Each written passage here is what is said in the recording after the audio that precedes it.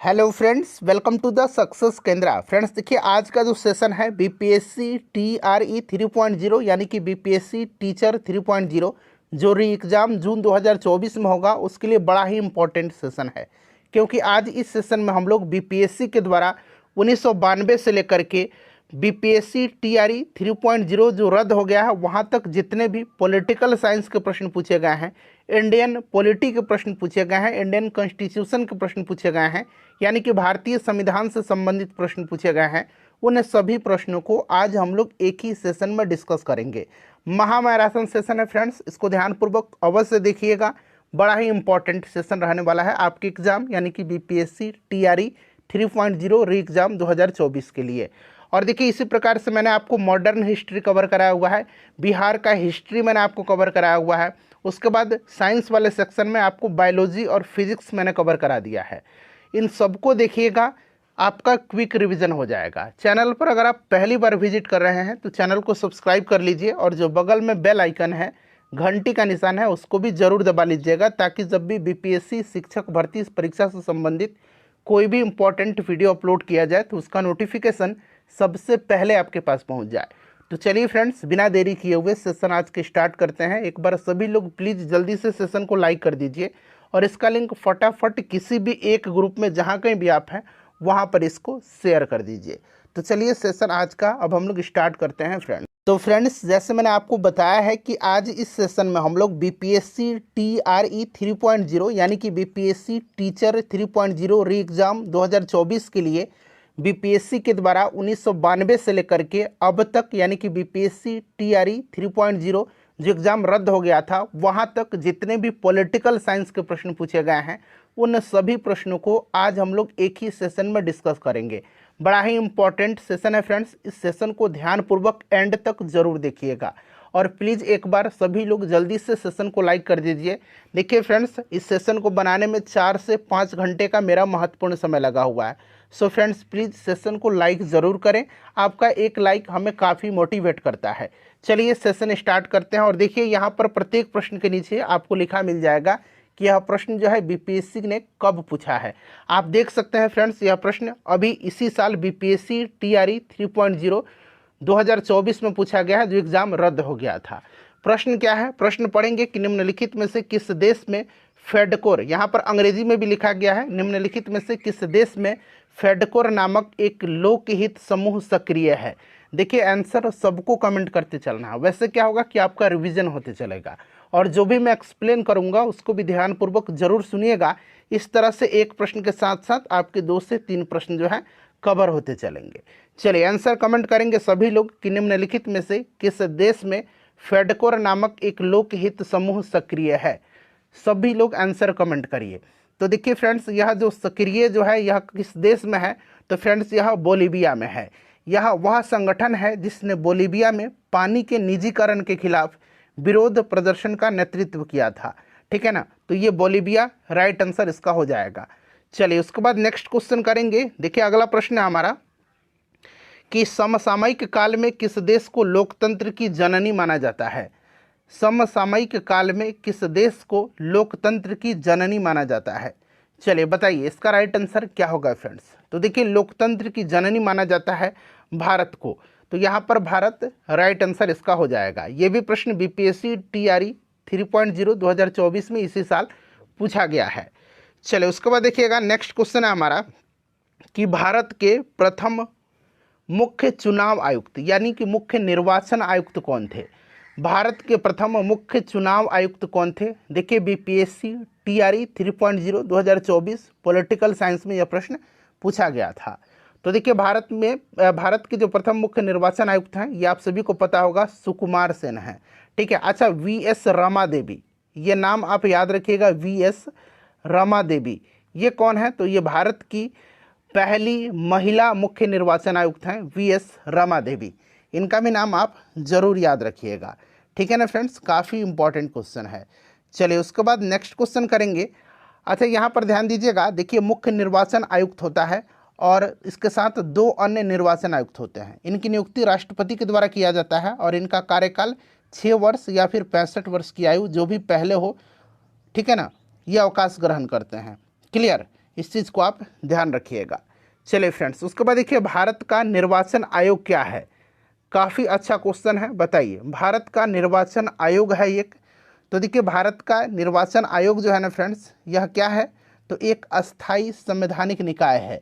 एक अस्थाई संवैधानिक निकाय है। जब आप पढ़ेंगे स्पष्ट लिखा गया है कि भारत का जो निर्वाचन आयोग है यह एक अस्थाई संवैधानिक निकाय है, ठीक है। और इसकी स्थापना 25 जनवरी 1950 को की गई थी, याद रखिएगा, ठीक है ना, 25 जनवरी 1950 को। और इसीलिए प्रत्येक वर्ष 25 जनवरी के दिन राष्ट्रीय मतदाता दिवस मनाया जाता है। क्लियर। अनुच्छेद 324 से लेकर के 329 तक में जो है निर्वाचन संबंधी उपबंध दिए गए हैं, ठीक है। चलिए फ्रेंड्स, नेक्स्ट क्वेश्चन करेंगे कि एक साधारण विधेयक को प्रस्तावित किया जा सकता है। बताइएगा, एक साधारण विधेयक को प्रस्तावित किया जा सकता है। राइट आंसर इसका क्या होगा? सब लोग आंसर कमेंट करिए, आपको सभी ऑप्शन दिख रहा है, ठीक है ना। बताइए करेक्ट आंसर इसका क्या होगा कि एक साधारण विधेयक को प्रस्तावित किया जा सकता है। तो देखिए एक साधारण विधेयक को अगर हम बात करते हैं तो प्रस्तावित किया जा सकता है संसद के किसी भी सदन में, ठीक है। संसद के किसी भी सदन में एक साधारण विधेयक पेश किया जा सकता है, ठीक है। इस चीज़ को आप याद रखिएगा, संसद के किसी भी सदन में, ठीक है। साधारण विधेयक वित्तीय विषयों से संबंधित प्रावधानों के अलावा किसी भी प्रावधान से संबंधित है। संसद के किसी भी सदन में एक साधारण विधेयक पेश किया जा सकता है। चलिए उसके बाद देखिएगा कि धन विधेयक को प्रस्तावित किया जा सकता है। ऑप्शन देख लीजिएगा, संसद के किसी भी सदन में, केवल लोकसभा में, केवल राज्यसभा में। और ऑप्शन डी और ऑप्शन ई आपको पहले से पता है कि उपरोक्त में से एक से अधिक होता है और उपरोक्त में से कोई नहीं। चलिए बताइए, धन विधेयक को प्रस्तावित किया जा सकता है। अच्छा, कोई भी विधेयक धन विधेयक है या नहीं, इसका निर्णय कौन करता है? पहले तो ये आप मुझे कमेंट करके बताइए राइट आंसर इसका क्या होगा। तो देखिए धन विधेयक को केवल लोकसभा में ही प्रस्तुत किया जा सकता है, ठीक है। इसे राज्यसभा में प्रस्तुत नहीं किया जाता है।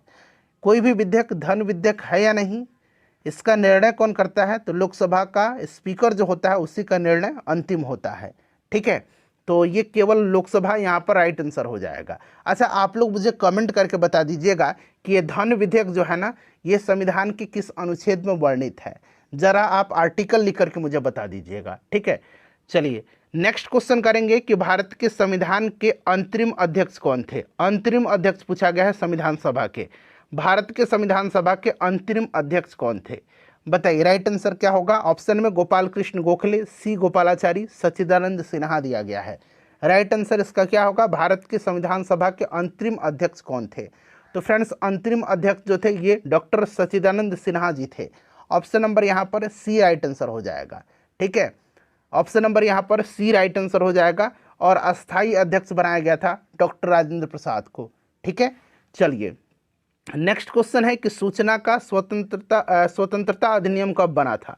सूचना का ये सारे के सारे प्रश्न जो है आप देख सकते हैं बीपीएससी टीआरई 3.0 2024 इसी साल पूछा गया प्रश्न है पॉलिटिकल साइंस में, इंडियन पॉलिटी में, ठीक है ना। सूचना का स्वतंत्रता अधिनियम कब बना था बताइए। तो फ्रेंड्स ये बना था 2002 में, ठीक है ना, 2002 में। चलिए उसके बाद देखिएगा कि निम्नलिखित में से कौन सा राज्य सन 1949 में भारतीय संघ में सम्मिलित हुआ। निम्नलिखित में से कौन सा इसमें से राज्य जो है सन 1949 में भारतीय संघ में सम्मिलित हुआ। बताइए इसका करेक्ट आंसर क्या होगा। तो फ्रेंड्स इसका राइट आंसर जो होगा ये आपका मणिपुर होगा। मणिपुर यहाँ पर करेक्ट आंसर हो जाएगा। मणिपुर सन 1949 में भारतीय संघ में सम्मिलित हुआ था, ठीक है। मणिपुर करेक्ट आंसर होगा इसका।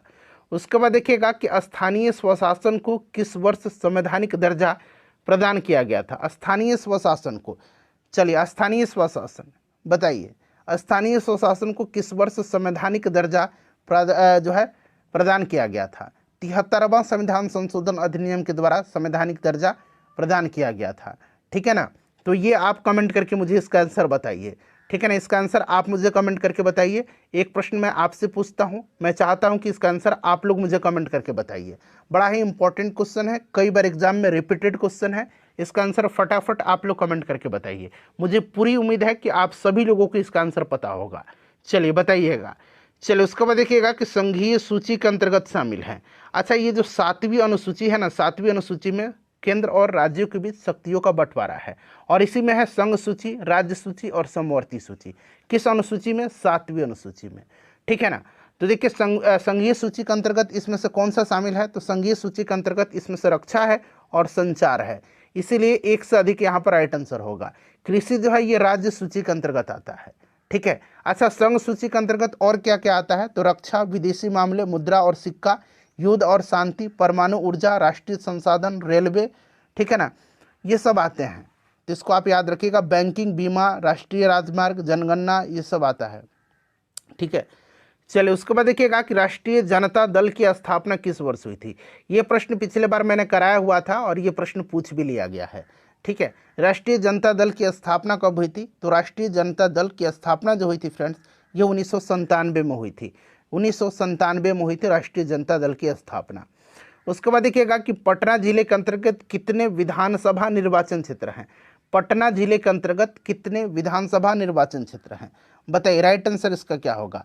पटना जिले के अंतर्गत विधानसभा निर्वाचन क्षेत्र। अच्छा, अगर लोकसभा पूछता तो देखिए पटना जिले में 2 संसदीय क्षेत्र हैं। कितने? 2 संसदीय क्षेत्र हैं, ठीक है। और 14 विधानसभा क्षेत्र हैं। 14 राइट आंसर होगा इसका, 14 करेक्ट आंसर होगा। संसदीय क्षेत्र पूछेगा तो 2 राइट आंसर होगा और विधानसभा क्षेत्र 14 है। चलिए उसके बाद देखिएगा कि संविधान का कौन सा अनुच्छेद जो है ये अस्पृश्यता के उन्मूलन को सुनिश्चित करता है, यानी कि जो छुआछूत है अस्पृश्यता के उन्मूलन को सुनिश्चित करता है।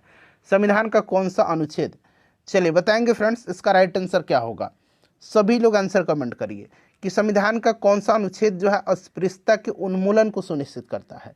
तो ये आर्टिकल 17 है। आर्टिकल 17 में छुआछूत का उन्मूलन है, अस्पृश्यता का उन्मूलन किया गया है, ठीक है। आर्टिकल 15 में क्या है? तो आर्टिकल 15 भारत के संविधान का अनुच्छेद 15 है।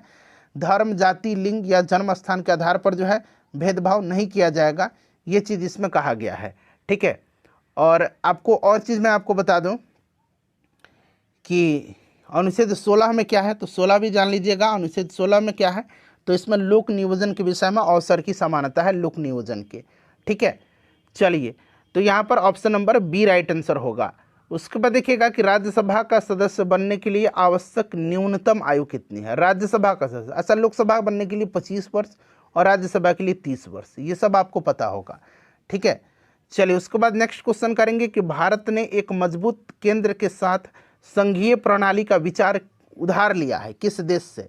बताइए, इसका राइट आंसर क्या होगा? भारत ने एक मजबूत केंद्र के साथ संघीय प्रणाली का विचार, संघात्मक व्यवस्था, मैंने कई बार बताया है, कहाँ से लिया है? कनाडा से लिया है। और संसदीय प्रणाली अगर पूछता संसदीय, तो ये ब्रिटेन से लिया गया है, ठीक है ना। चलिए फ्रेंड्स, उसके बाद देखिएगा कि भारत के नए संसद भवन को देश को कब समर्पित किया गया? भारत का जो नया संसद भवन है, ठीक है ना, उसको देश को कब समर्पित किया गया? बताइए, राइट आंसर इसका क्या होगा? भारत के नए संसद भवन को देश को कब समर्पित किया गया?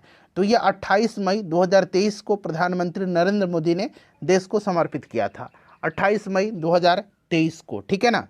चलिए उसके बाद देखिएगा कि भारत के संविधान का अनुच्छेद 1 जो है यह देश को क्या बताता है? सभी ऑप्शन देख लीजिएगा, ऑप्शन डी और ऑप्शन ई आपको पता है। भारत के संविधान का जो अनुच्छेद 1 है यह देश को बताता है, तो यह क्या बताता है? राज्यों का एक संघ है, ठीक है ना। तो यहाँ पर देखिए राज्यों का एक संघ हो जाएगा। उसके बाद देखिएगा कि निम्नलिखित में से किस समिति का मुख्य उद्देश्य 1970 से पूर्व भारत में दल बदल की सटीक परिभाषा देना था? बताइए, राइट आंसर इसका क्या होगा? सभी ऑप्शन आपको दिख रहा है, बताइए निम्नलिखित में से किस समिति का मुख्य उद्देश्य 1970 से पूर्व भारत में दल बदल की सटीक परिभाषा देना था? तो फ्रेंड्स, यह कमेटी थी चौहान कमेटी। कौन सी कमेटी थी? चौहान कमेटी थी। चलिए अगला प्रश्न कर लेंगे। अब प्रश्न है कि अंतरिम सरकार में डॉक्टर राजेंद्र प्रसाद के पास कौन सा विभाग था? तो देखिए, अंतरिम सरकार में डॉक्टर राजेंद्र प्रसाद जी के पास खाद्य एवं कृषि विभाग था, यानी कि ये अंतरिम सरकार में खाद्य और कृषि मंत्री थे। ऑप्शन नंबर सी बिल्कुल राइट आंसर हो जाएगा। और ये भारत के प्रथम राष्ट्रपति भी रहे हैं, इसे भी आप निश्चित रूप से ध्यान रखेंगे। और देखिए फ्रेंड्स, अगर हम बात करें डॉक्टर राजेंद्र प्रसाद जी के बारे में, तो इनको देश रत्न, अजात शत्रु, इन सब उपनाम से जाना जाता है, ठीक है ना। चलिए अगला प्रश्न करेंगे। नेक्स्ट क्वेश्चन है हमारा कि निम्नलिखित में से कौन भारत में मूल अधिकारों के बारे में सही है? मूल अधिकार यानी कि फंडामेंटल राइट्स की बात की जा रही है। इनमें से मूल अधिकार के बारे में कौन सा कथन जो है सही दिया गया है? देखिए फ्रेंड्स, वे संवैधानिक सर्वोच्चता तथा विधायिका की सत्ता के मध्य संतुलन की अद्वितीय घोषणा है। बिल्कुल करेक्ट स्टेटमेंट दिया गया है। और वे लोग के अधिकारों तथा देश की सुरक्षा के मध्य संतुलन का निर्माण करते हैं, ये भी सही दिया गया है। तो वैसे ही इसका राइट आंसर उपरोक्त में से एक से अधिक हो जाएगा, ठीक है ना। यहाँ पर देखिए ऑप्शन नंबर डी हो जाएगा इसका करेक्ट आंसर। चलिए फंडामेंटल राइट की बात करते हैं। तो अगर मूल अधिकार की, मौलिक अधिकार की, तो टोटल 6 प्रकार के मूल अधिकार हैं, आपको भी पता है। और इसे कहाँ के संविधान से लिया गया मूल अधिकार को? तो फ्रेंड्स अमेरिका के संविधान से लिया गया है, ठीक है ना। संविधान के भाग 3 में है, इससे भी आप जरूर ध्यान रखेंगे। बाकी आपको आगे मिलेगा, इसके बारे में हम लोग डिटेल में डिस्कशन करेंगे आगे। चलिए नेक्स्ट क्वेश्चन करेंगे कि अपराधों की दोष सिद्धि के संबंध में भारत के अंतर्गत निम्नलिखित में से कौन सा कथन सही है? अपराधों की दोष सिद्धि के संबंध में कौन सा स्टेटमेंट जो है यहाँ पर सही दिया गया है? तो देखिए हमारे संविधान का जो आर्टिकल 22 है, यानी अनुच्छेद 22, इसमें क्या कहा गया है कि एक अपराध करने के लिए एक से अधिक बार दंडित किसी भी व्यक्ति को नहीं किया जा सकता है। और एक अनुच्छेद 20 है, 20 क्या कहता है कि मनमानी और अत्यधिक सजा के खिलाफ 3 प्रकार की सुरक्षा यह प्रदान करता है। तो यहाँ पर देखिएगा भारत के संविधान में दोहरे दंड का प्रावधान नहीं पाया जाता है। बिल्कुल करेक्ट स्टेटमेंट है, क्योंकि यहाँ पर एक अपराध के लिए एक से अधिक बार दंडित नहीं किया जा सकता आर्टिकल 22 के तहत। चले उसके बाद दूसरा स्टेटमेंट पढ़िएगा कि संविधान में अपराध से अधिक दंड से सुरक्षा दी जाएगी। तो अभी मैंने आपको बताया था कि मनमानी और अत्यधिक सजा के खिलाफ 3 प्रकार की सुरक्षा प्रदान जो आर्टिकल 20 है यह करता है। तो 1 और 2 इस तरह से दोनों सही हो गया। तो वैसे भी इसका राइट आंसर आपका 1 से अधिक हो जाएगा। चलिए उसके बाद देखिएगा कि भारतवर्ष में संघवाद के संदर्भ में निम्नलिखित में से कौन सा कथन सत्य है? ये सारे प्रश्न पिछली बार जो बीपीएससी टीआरई हुआ था उसमें पूछा गया प्रश्न है, आप देख सकते हैं। क्लास 1 to 5 में यह प्रश्न पूछा गया है। देखिए भारत में संघवाद के संदर्भ में निम्नलिखित में से कौन सा कथन सत्य है? तो देखिए फ्रेंड्स, इसमें से अगर हम बात करते हैं कौन सा कथन सत्य है, तो एक अर्ध संघीय राज्य देश के अंतर्गत भारतीय संघवाद का परिणाम है। बिल्कुल ये राइट आंसर दिया गया है। और भारत की जो संघात्मक व्यवस्था है, संघात्मक व्यवस्था भारत की, ये कहाँ के संविधान से लिया गया है? तो फ्रेंड्स ये कनाडा के संविधान से लिया गया है। इसे भी आप साथ साथ ध्यान रखते चलिएगा। और जो संसदीय व्यवस्था है, संसदीय, वो ब्रिटेन की देन है। चलिए अगला प्रश्न करेंगे कि भारत एकीकृत न्यायपालिका रखता है, क्योंकि भारत एकीकृत न्यायपालिका रखता है क्योंकि राइट आंसर इसका क्या हो जाएगा? भारत में एक मौलिक विधि तथा सर्वोच्च स्तर पर सर्वोच्च न्यायालय और उसके नीचे न्यायालय उच्च न्यायालय है, इसके साथ न्याय पाया जाता है। बिल्कुल सही है। और उच्च न्यायालय के न्यायाधीश राष्ट्रपति के द्वारा नियुक्त किए जाते हैं, ये भी स्टेटमेंट जो है यहाँ पर सही दिया गया है। तो 1 से अधिक इसका राइट आंसर हो जाएगा। ऑप्शन नंबर यहाँ पर डी, उपरोक्त में से 1 से अधिक करेक्ट आंसर हो जाएगा। उच्च न्यायालय केंद्रीय शासन के उपभाग के रूप में गठित किया गया है।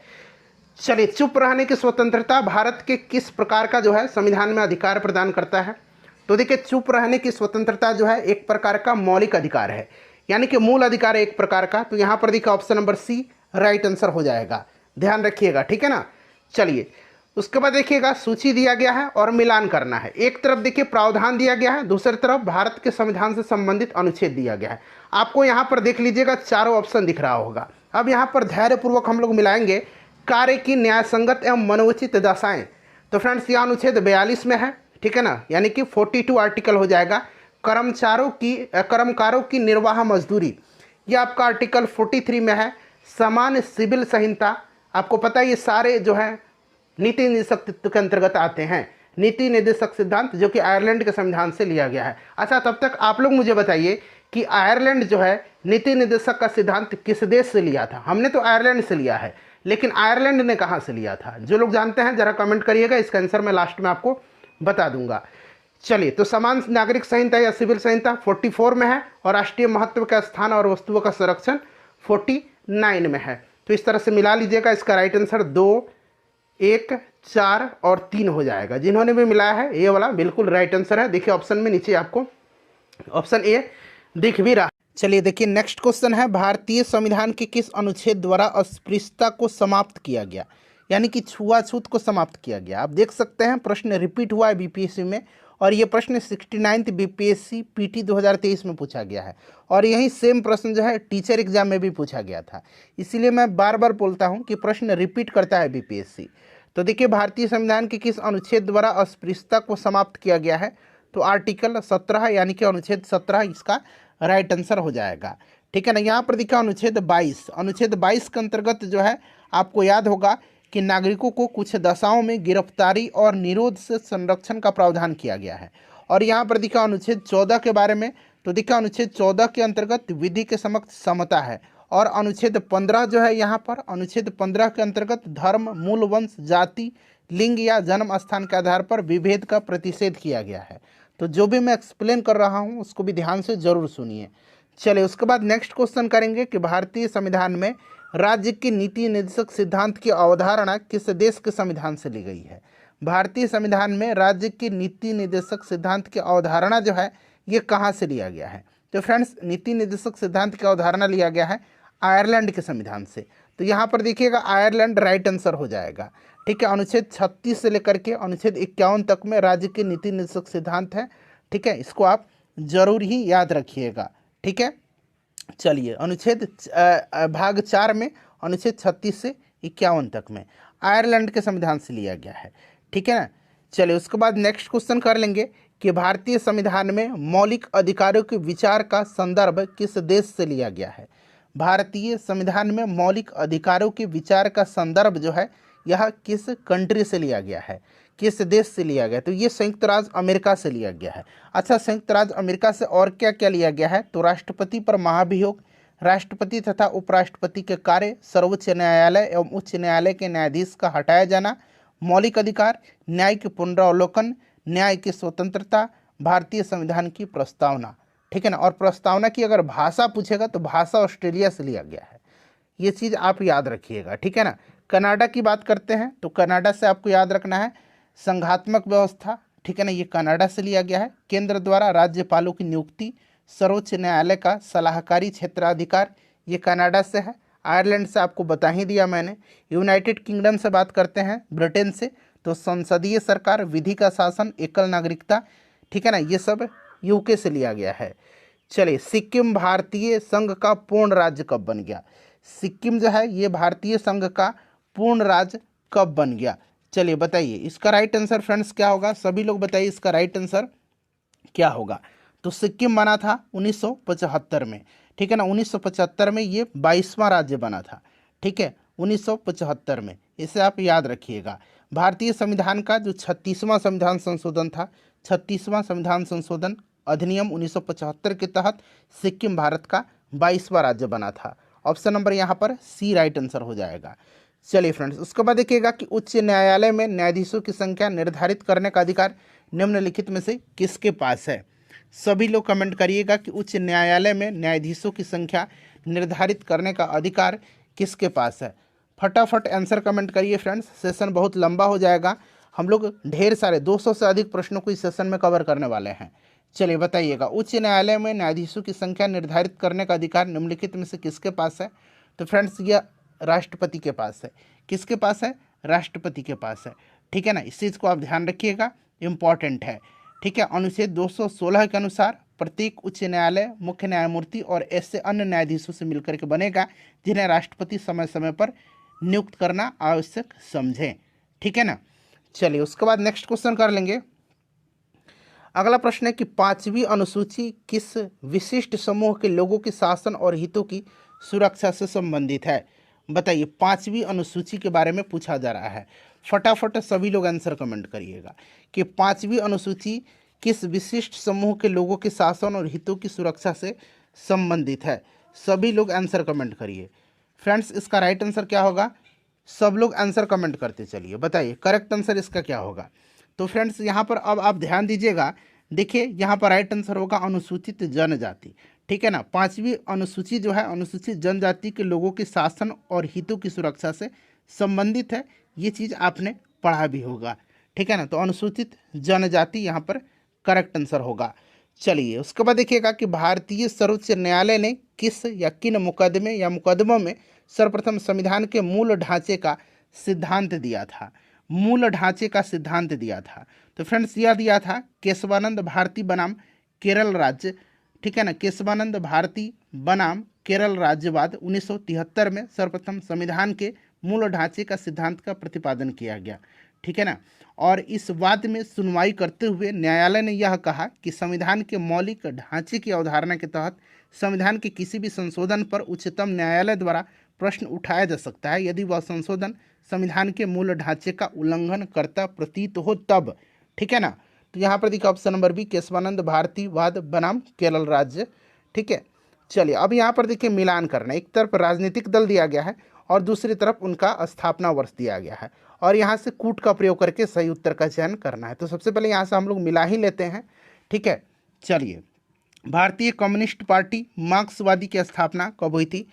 तो बताइए 1964 में हुई थी। भारतीय कम्युनिस्ट पार्टी है एक और एक मार्क्सवादी है, तो इसकी मार्क्सवादी की 1964 में, भारतीय कम्युनिस्ट पार्टी 1925 में। ठीक है। बहुजन समाज पार्टी की बात करते हैं तो 1984 में, और all India Trinamool Congress TMC की स्थापना जो है ये 1998 में हुई थी। तो अब आप इसको मिला लीजिए, एक बार देख लीजिए आप लोग। ठीक है ना। और यहाँ से कूट में से राइट आंसर चुनना है जो कि ऑप्शन में बी दिया गया है। ठीक है। चलिए उसके बाद नेक्स्ट क्वेश्चन है कि किस अनुच्छेद के अंतर्गत अध्यक्ष सदन के किसी सदस्य को उसकी मातृभाषा में बोलने की इजाज़त दे सकता है? बताइए राइट आंसर इसका क्या होगा? इसका करेक्ट आंसर क्या होगा? किस अनुच्छेद के तहत, किस अनुच्छेद के तहत या अंतर्गत अध्यक्ष सदन के किसी सदस्य को उसकी मातृभाषा में बोलने की इजाज़त दे सकता है? तो ये अनुच्छेद 120 का एक है, यह अनुच्छेद 120 का एक है। इसके अनुसार राज्यसभा का सभापति या लोकसभा का अध्यक्ष उस रूप में कार्य करने वाले व्यक्ति या किसी सदस्य को जो हिंदी में या अंग्रेजी में अपनी पर्याप्त अभिव्यक्ति कर सकता है और नहीं कर सकता है, जैसे कि वो हिंदी में भी बहुत जगह के लोग हैं नहीं बोल पाते हैं, अंग्रेजी में भी नहीं बोल पाते हैं, तो वो अपनी मातृभाषा में सदन को संबोधित कर सकते हैं। यह अनुच्छेद 120 का एक है। इंपॉर्टेंट है फ्रेंड्स, इसको आप जरूर ही ध्यान रखिएगा। चलिए उसके बाद देखिएगा कि कॉलेजियम प्रणाली के बारे में निम्नलिखित कथनों पर विचार करें, और यहाँ पर देखिए स्टेटमेंट 4 दिया गया और पूछा गया है कि इनमें से कौन सा सही है। लंबा प्रश्न है, मैं आपको सब कुछ यहाँ पर दिखा करके चलूँगा। ठीक है ना। चलिए बताइए। तो यहाँ पर फ्रेंड्स आप देखेंगे कॉलेजियम प्रणाली की बात करते हैं तो पहला एक सही दिया गया है। इसको एक बार पढ़ लीजिए कि सुप्रीम कोर्ट कॉलेजियम एक 5 सदस्यीय निकाय है जिसका अध्यक्षता भारत के मौजूदा मुख्य न्यायाधीश यानी कि सीजेआई जो है चीफ जस्टिस ऑफ इंडिया करते हैं, और उस समय इसमें न्यायालय में कार्यरत 4 अन्य वरिष्ठतम न्यायाधीश शामिल होते हैं। तो एक तो ये सही दिया गया है। उसके बाद देखिए तीसरा सही दिया गया, उच्चतम न्यायालय और उच्च न्यायालय के न्यायाधीशों की नियुक्ति कॉलेजियम प्रणाली के माध्यम से ही की जाती है। तो पहला और तीसरा यहाँ पर सही दिया गया है। तो इसीलिए मैं आंसर आपको बता देता हूँ, पहला और तीसरा यहाँ पर राइट आंसर इसका हो जाएगा। ठीक है ना, इस चीज़ को आप ध्यान रखिएगा। चलिए उसके बाद नेक्स्ट क्वेश्चन है कि भारतीय संविधान के 42वें संविधान संशोधन में निम्नलिखित में से कौन सा कथन जो है इसमें से सही दिया गया है? ठीक है ना। यहाँ पर देख सकते हैं 4 स्टेटमेंट यहाँ पर भी दिया गया है। चलिए बताइएगा यहाँ पर राइट आंसर इसका क्या होगा? तो यहाँ पर देखिएगा, यहाँ पर जो करेक्ट आंसर होगा फ्रेंड्स ये दूसरा और तीसरा है। इसमें संविधान के 8 मौलिक कर्तव्य जोड़े हैं। ठीक है, संविधान में। और उसके बाद तीसरा कह रहा है कि इसने नए नीति निर्देशक सिद्धांत यानी कि अनुच्छेद 39A, अनुच्छेद 43A और अनुच्छेद 47। ठीक है ना। तो ये 2 और 3 इसमें आपके सही दिए गए हैं। ठीक है ना, 2 और 3 इसमें आपके सही दिए गए हैं। देख लीजिएगा 2 और 3 इसमें आपके सही दिए गए हैं। चलिए तो 2 और 3 यहाँ पर राइट आंसर हो जाएगा। चलिए उसके बाद देखिए किसी समुदाय के अनुसूचित जनजाति के रूप में घोषित करने के लिए आवश्यक विशिष्टता क्या है? यहाँ पर 4 दिया गया है और यहाँ सही कौन सा है ये आपसे पूछा गया है। बताइए राइट आंसर इसका क्या होगा? तो देखिए इसमें से अगर हम बात करते हैं कि किसी समुदाय को अनुसूचित जनजाति के रूप में घोषित करने के लिए आवश्यक विशिष्टता क्या क्या है, तो आदिम लक्षणों के संकेत है, एक आदिम लक्षणों का संकेत है। उसके बाद विशिष्ट संस्कृति है, बड़े पैमाने पर समुदाय के साथ संपर्क में शर्म है, और पिछड़ापन और भौगोलिक अलगाव है। तो ये चारों हैं, यानी कि ऑप्शन होना चाहिए था 1, 2, 3 और 4। ऑप्शन में देखिए कहीं 1, 2, 3, 4 दिया गया है, नहीं दिया गया है। उपयुक्त सभी यहाँ पर होगा, यहाँ पर जितना भी दिया गया है उपयुक्त सभी राइट आंसर इसका होगा। ऑप्शन डी यहाँ पर करेक्ट आंसर होगा। चलिए फ्रेंड्स नेक्स्ट क्वेश्चन कर लेंगे। अब संवैधानिक प्रावधान के संशोधन का प्रावधान किसमें दिया गया? थोड़ा सा और मैं जूम कर देता हूँ ताकि प्रश्न आपको स्पष्ट रूप से दिखाई दे। चलिए संवैधानिक प्रावधान के संशोधन का प्रावधान किसमें दिया गया है?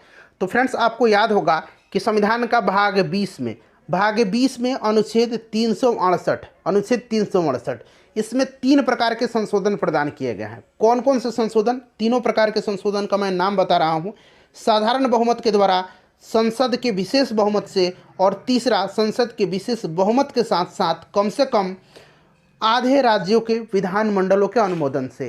तो ये 3 प्रकार के जो है संशोधन है। संशोधन जो है संविधान में, ये दक्षिण अफ्रीका के संविधान से लिया गया है, साथ साथ आप इसे भी ध्यान रखिएगा। देखिए, स्वतंत्रता, समानता और भ्रातृत्व, ठीक है ना, इसकी प्रेरणा कहाँ से ली गई है? तो देखिए, स्वतंत्रता, समानता और बंधुत्व कहिए या भ्रातृत्व कहिए, इसका जो है प्रेरणा कहाँ से लिया गया है? तो ये फ्रांस की क्रांति की देन है। फ्रेंच रिवॉल्यूशन जो है, फ्रेंच की क्रांति, ये 1789 में हुई थी फ्रांस की क्रांति। इसे भी आप जरूर फ्रेंड्स ध्यान रखिएगा, ठीक है ना। चलिए अगला प्रश्न कर लेंगे। नेक्स्ट क्वेश्चन है, और यहाँ पर प्रत्येक प्रश्न के नीचे आप देख भी सकते हैं, ये प्रश्न बीपीएससी में ही पूछा गया प्रश्न है। भारत का संविधान किसके द्वारा ग्रहण किया गया है? भारत का संविधान जो है यह किसके द्वारा ग्रहण किया गया है? तो फ्रेंड्स, भारतीय संविधान जो है यह संविधान सभा के द्वारा ग्रहण किया गया है। संविधान सभा की जो है पहली बैठक कब हुई थी? 9 दिसंबर 1946 को हुई थी। डॉक्टर सच्चिदानंद सिन्हा इस सभा के अस्थायी अध्यक्ष नियुक्त किए गए थे, और फिर 2 दिन बाद 11 दिसंबर 1946 को बैठक हुई, जहां पर डॉक्टर राजेंद्र प्रसाद को संविधान सभा का अस्थायी अध्यक्ष चुना गया, ठीक है ना। चलिए, तो यहाँ पर देखिए संविधान सभा हो जाएगा। नेक्स्ट क्वेश्चन है हमारा कि भारत के संविधान की प्रस्तावना में निम्नलिखित में से किस एक को पहले मुख्य रूप से सम्मिलित नहीं किया गया था? बताएंगे इसका राइट आंसर क्या हो जाएगा? तो फ्रेंड्स, यह किसको? समाजवाद और धर्मनिरपेक्षता को। समाजवाद और धर्मनिरपेक्षता आपको याद होगा कि यह 42वां संविधान संशोधन के द्वारा जो है प्रस्तावना में जोड़े गए थे। समाजवाद, पंथ निरपेक्ष और अखंडता शब्द अभी थोड़ी देर पहले मैंने आपको बताया भी है, ठीक है ना, जो कि 1972 में 42वां संविधान संशोधन हुआ था। इसको मिनी संविधान भी कहा जाता है, इसे भी आप ध्यान रखिएगा। चलिए नेक्स्ट क्वेश्चन कर लेंगे। 1976 होगा, 1 मिनट, 1976, 1972 नहीं, 1976, 1976 में, ठीक है ना। चलिए माफ करिएगा। देखिए, निम्नलिखित में से कौन सा भारतवर्ष को एक धर्मनिरपेक्ष राज्य के रूप में वर्णित करता है? धर्मनिरपेक्ष के रूप में वर्णित करता है, बताएंगे। तो यहाँ पर राइट आंसर जो होगा फ्रेंड्स, इसका ऑप्शन नंबर डी हो जाएगा, संविधान की प्रस्तावना, ठीक है ना। संविधान की प्रस्तावना, आपको अगर हम बात करें संविधान के प्रस्तावना के अनुसार, तो भारत एक संप्रभु, समाजवादी, पंथ निरपेक्ष, लोकतांत्रिक गणराज्य है, और संविधान की प्रस्तावना पंडित जवाहरलाल नेहरू के द्वारा प्रारूपित और संविधान सभा के द्वारा स्वीकृत उद्देश्य प्रस्ताव पर आधारित है। प्रस्तावना को संविधान की आत्मा भी कहा जाता है, ये प्रश्न बनता है। चलिए उसके बाद देखिएगा कि संवैधानिक उपचार का अधिकार किसके अंतर्गत आता है? संवैधानिक उपचार का अधिकार जो है यह किसके अंतर्गत आता है? तो देखिए, संवैधानिक उपचार का जो अधिकार है यह मौलिक अधिकार के अंतर्गत आता है, ठीक है ना, मौलिक अधिकार के अंतर्गत आता है। 32 जो है आपको याद होगा, संवैधानिक उपचारों का अधिकार है, भाग 3 में मौलिक अधिकार के अंतर्गत आता है। साथ साथ ये कानूनी अधिकार भी आता है और संवैधानिक अधिकार के भी अंतर्गत आता है। तो इसीलिए 1 से अधिक राइट आंसर हो जाएगा इसका। क्लियर ना? वैसे आप मौलिक अधिकार पर टिक लगा दीजिएगा, लेकिन बीपीएससी कहता है कि यह कानूनी अधिकार और संवैधानिक अधिकार के अंतर्गत भी आता है। देखिए, भारत के संविधान का कौन सा अनुच्छेद देवनागरी लिपि में हिंदी को संघ के सरकारी भाषा के रूप में मान्यता देता है? संविधान के अनुच्छेद कौन सा है जो संघ की राजभाषा से संबंधित है, बताइए। तो फ्रेंड्स, यह जो है अनुच्छेद 343 है, अनुच्छेद 343, और इसका अनुसार संघ की राजभाषा हिंदी और लिपि देवनागरी होगी, ठीक है ना, ध्यान रखिएगा। भाग 17 में है अनुच्छेद 343, राजभाषा से संबंधित है, भाग 17। चलिए, निम्नलिखित में से कौन संविधान सभा की व्यापार समिति के व्यवस्थापन के पहले अध्यक्ष थे? व्यापार समिति के व्यवस्थापन के पहले अध्यक्ष संविधान सभा की ये कौन थे? तो फ्रेंड्स, ये थे कौन? कन्हैयालाल माणिकलाल मुंशी, ठीक है ना। और उन्होंने कांग्रेस पार्टी के टिकट पर बम्बई से संविधान सभा के लिए चुनाव भी इनको चुना गया था, ठीक है ना, कन्हैयालाल माणिकलाल मुंशी को।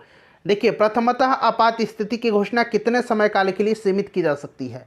आपातकाल के बारे में मैंने आपको बताया भी है, ठीक है ना। आपातकालीन प्रावधान भारतीय संविधान के भाग 18 में है, अनुच्छेद 352 से लेकर के 360 तक में। 352, 356, 360 मैंने बताया था ना। 352 में राष्ट्रीय आपातकाल, 356 में राज्यों में राष्ट्रपति शासन, और 360 में वित्तीय आपातकाल, ठीक है ना। यदि आपातकाल की उद्घोषणा को दोनों सदनों के द्वारा अनुमोदित कर दिया जाता है तो आपातकाल 6 महीने तक जारी रहता है, और प्रत्येक 6 महीने के लिए संसद की स्वीकृति के साथ अनिश्चित काल तक बढ़ाया जा सकता है। तो यहाँ पर देखिए 6 महीने दिया गया है, प्रथमतः पूछा है। देखिए, केंद्र शासित प्रदेश के मुख्यमंत्री जहां पर इस तरह का प्रावधान है, पुदुचेरी और आपको दिल्ली में यह प्रावधान है, मैं बता भी देता हूं आपको किसके द्वारा नियुक्त किए जाते हैं। तो जो केंद्र शासित प्रदेश यानी साफ साफ का ये पुदुचेरी और जो दिल्ली के सीएम हैं, ये किसके द्वारा नियुक्त किए जाते हैं, तो ये राष्ट्रपति के द्वारा जो है नियुक्त किए जाते हैं। ठीक है ना, राष्ट्रपति, right answer option number A correct answer हो जाएगा। चलिए देखिए, भारत के संसद का व्यय किसके द्वारा नियंत्रित किया जाता है। भारत के संसद का व्यय जो है यह किसके द्वारा नियंत्रित किया जाता है। तो फ्रेंड्स देखिए, संसद जो होता है, संसद की बात करते हैं, भारत का सर्वोच्च विधायी निकाय है यह, और भारतीय संसद में राष्ट्रपति तथा 2 सदन होते हैं। यानी कि हमारी जो संसद है वो राष्ट्रपति, राज्यसभा और लोकसभा से मिलकर के बनी हुई है। इस चीज़ को याद रखिएगा। और राष्ट्रपति के पास संसद के दोनों सदनों में किसी भी सदन को बुलाने या स्थगित करने या लोकसभा को भंग करने की शक्ति होती है। ठीक है ना, तो इस चीज़ को ध्यान रखिएगा। और भारत की संसद का व्यय खुद संसद के द्वारा ही नियंत्रित किया जाता है। तो उपरोक्त में से कोई नहीं होगा, क्योंकि संसद के द्वारा ही नियंत्रित किया जाता है। चलिए उसके बाद देखिएगा कि जनहित याचिका, जिसको कि पील कहा जाता है, पब्लिक इंटरेस्ट लिटिगेशन, जनहित याचिका की धारणा किस देश से उत्पन्न हुई है। जनहित याचिका, ठीक है ना, बताइएगा। पीएन भगवती को भारत में इसका जनक कहा जाता है, जनहित याचिका को, और यह अमेरिका से लिया गया है। ऑप्शन नंबर यहाँ पर डी राइट आंसर हो जाएगा, यूएसए। चलिए, किसी व्यक्ति की अवैध हिरासत के खिलाफ निम्नलिखित में से कौन सी रिट लागू होती है। अवैध हिरासत के खिलाफ कौन सी रिट लागू होती है। तो फ्रेंड्स, यह आपका बंदी प्रत्यक्षीकरण है। अनुच्छेद 32 के तहत आपको याद होगा कि सुप्रीम कोर्ट जो है 5 तरह का रिट जारी करता है। क्लियर ना, याद रखिएगा। और यह आपका बंदी प्रत्यक्षीकरण याचिका है। इसी में जो है सर्वोच्च न्यायालय के पास संविधान के अनुच्छेद 32 के तहत रिट जारी करने का अधिकार होता है। और यह उस व्यक्ति के संबंध में न्यायालय के द्वारा जारी आदेश होता है जिसे दूसरे द्वारा हिरासत में रखा गया है। ठीक है ना, या किसी व्यक्ति की जबरन हिरासत में रखने के विरुद्ध होता है। Option number A right answer हो जाएगा। चलिए उसके बाद देखिएगा कि भारतवर्ष की रक्षा बल की सुप्रीम कमांडर कौन होते हैं। सिंपल सा क्वेश्चन है, यहाँ पर हम समय नष्ट नहीं करेंगे। राष्ट्रपति सुप्रीम कमांडर होते हैं। भारत के राष्ट्रपति तीनों सेनाओं के सर्वोच्च कमांडर हैं। चलिए उसके बाद देखिएगा कि भारतीय संविधान की प्रस्तावना में समाजवादी शब्द किस संशोधन के तहत जोड़ा गया। तो अभी मैंने बता भी दिया था, 42वां संविधान संशोधन 1976 के द्वारा समाजवादी, पंथ निरपेक्ष और अखंडता 3 नए शब्द जोड़ा गया था। एक नया राज्य बनाने में संवैधानिक संशोधन के लिए कैसा बहुमत चाहिए। एक नए राज्य के निर्माण के लिए संशोधन हेतु अनुच्छेद 368 के तहत विशेष प्रक्रिया, संविधान संशोधन प्रक्रिया अपनाई नहीं जाती है। इस चीज़ को ध्यान रखिएगा। और संसद साधारण बहुमत से नए राज्यों का निर्माण कर सकती है तथा संविधान का अनुच्छेद 4(2) आर्टिकल 4 का जो 2 है वह कहता है कि इस प्रकार की विधि अनुच्छेद 368 के प्रयोजनों के लिए संविधान की संशोधन नहीं समझी जाती है। तो इस तरह से यहाँ पर देखिए, साधारण के लिए मतलब कुल मिलाकर के बात कहें साफ साफ एक शब्द में, तो संसद साधारण बहुमत से नए राज्यों का निर्माण कर सकती है। चलिए, उन मौलिक अधिकारों का चयन करें जो भारतीय नागरिकों को प्राप्त है परंतु गैर नागरिकों को नहीं है। यह प्रश्न बड़ा ही महत्वपूर्ण होता है। भारतीय संविधान के भाग 3 में वर्णित जो मौलिक अधिकार है, अनुच्छेद 19 जो कहता है भाषण और अभिव्यक्ति की स्वतंत्रता, अनुच्छेद 29 ध्यान रखिएगा। अनुच्छेद 29 में क्या है, तो इसमें अल्पसंख्यक वर्गों के हितों के संरक्षण है। ये मात्र दोनों जो है भारतीय नागरिकों को प्राप्त हैं। और बाकी यहाँ पर देखेंगे गैर नागरिकों को अनुच्छेद 14, ठीक है ना, कानून के समक्ष समता का अधिकार, अनुच्छेद 14। उसके बाद बात करें तो अनुच्छेद 21 जीवन की स्वतंत्रता से संबंधित है। यह भारतीय नागरिकों के साथ साथ विदेशियों को भी प्राप्त हैं। तो यहाँ पर ऑप्शन 1 हो जाएगा, भाषण एवं अभिव्यक्ति की स्वतंत्रता। और अभी मैंने एक बताया था, और क्या बताया था मैंने, और एक बताया था आपको भाषण और अभिव्यक्ति की स्वतंत्रता, और एक बताया था अल्पसंख्यक वर्गों के हितों का। तो यहाँ पर देखिएगा अल्पसंख्यक वर्गों के हितों का, तो 1 और 3 यहाँ पर ये वाला ऑप्शन ए राइट आंसर हो जाएगा, 1 और 3, ठीक है ना। चलिए उसके बाद देखिएगा नेक्स्ट क्वेश्चन है कि उच्चतम न्यायालय की व्यवस्था अनुसार निजी भवनों के ऊपर राष्ट्रीय झंडे को फहराना किस अनुच्छेद के तहत हर नागरिक का मौलिक अधिकार है। चलिए बताइएगा। तो देखिए, निजी भवनों के ऊपर राष्ट्रीय झंडे को फहराना संविधान का अनुच्छेद जो 19(1)(a) है, ठीक है ना, 19(1)(a), इसके तहत यह एक प्रकार का मौलिक अधिकार है, ठीक है ना। ऑप्शन बी राइट आंसर हो जाएगा। भारतीय संविधान में संशोधन करके शिक्षा का अधिकार कब जोड़ा गया था।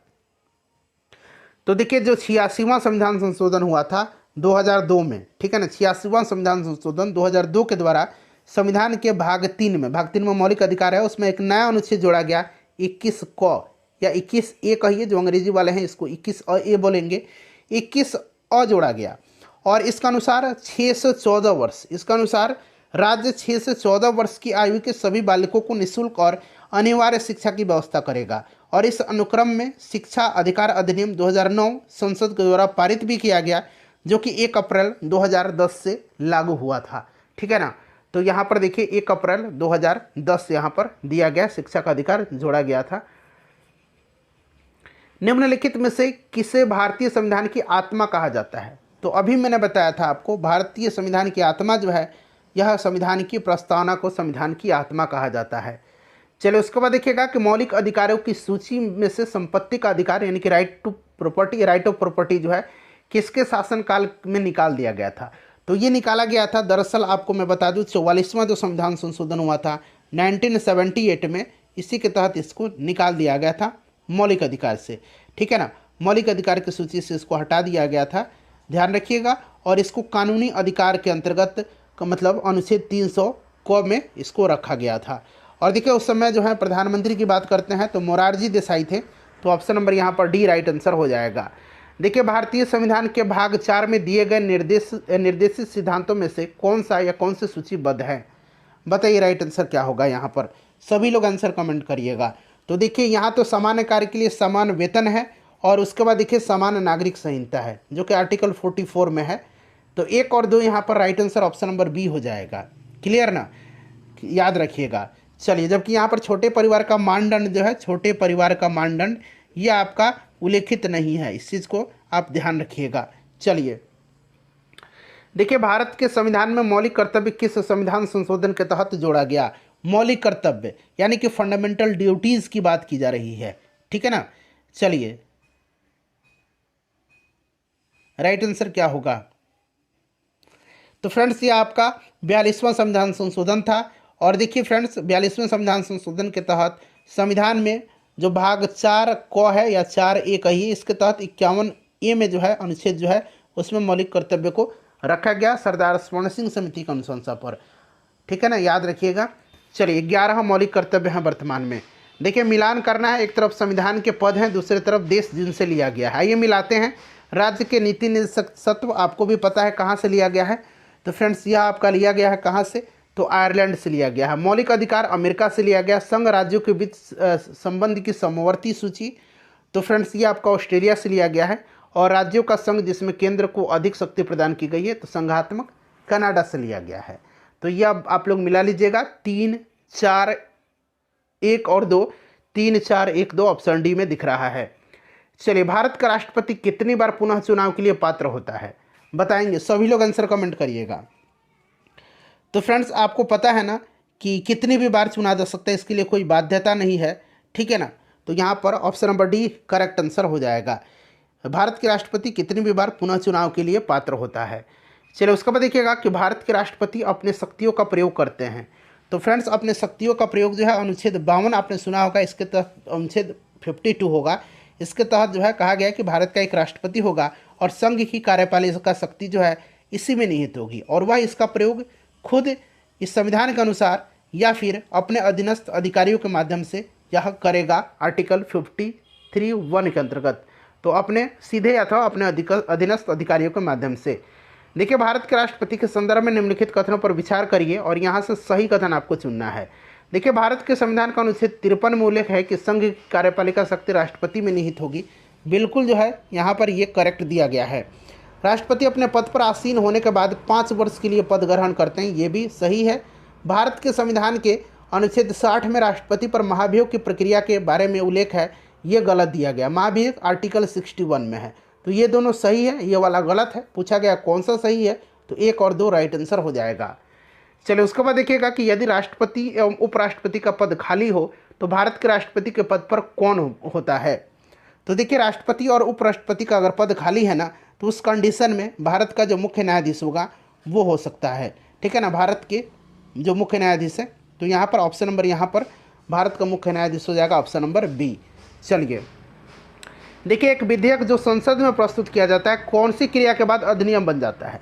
तो अधिनियम कब बनेगा कोई विधेयक? जब देखिए, लोकसभा से पारित हुआ, दोनों सदन से मतलब पारित हो गया, राष्ट्रपति के पास आया, राष्ट्रपति अपना मंजूरी दे दिया, तो जैसे ही राष्ट्रपति को मंजूरी मिलता है, सहमति मिलता है, यह अधिनियम बन जाता है। तो ऑप्शन नंबर यहाँ पर भी राइट आंसर हो जाएगा। चलिए, उसके बाद नेक्स्ट क्वेश्चन कर लेंगे कि राष्ट्रीय सुरक्षा समिति का प्रधान कौन होता है? राष्ट्रीय सुरक्षा समिति का प्रधान कौन होता है? तो ये प्रधानमंत्री होते हैं राष्ट्रीय सुरक्षा समिति के प्रमुख। चलिए, उसके बाद देखिएगा कि भारत सरकार का कौन सा अधिकारी सदस्य न होते हुए भी भारतीय संसद की कार्यवाही में भाग लेने का अधिकार रखता है?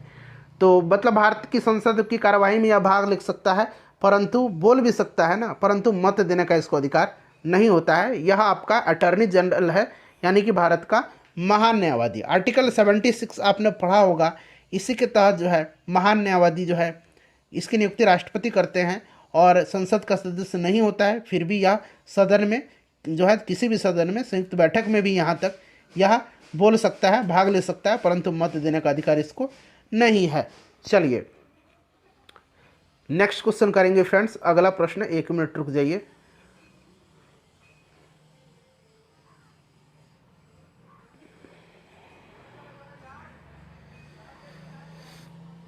हाँ, चलिए नेक्स्ट क्वेश्चन कर लेंगे। अब अगला प्रश्न है हमारा कि भारत में न्यायिक पुनरावलोकन का आधार क्या है?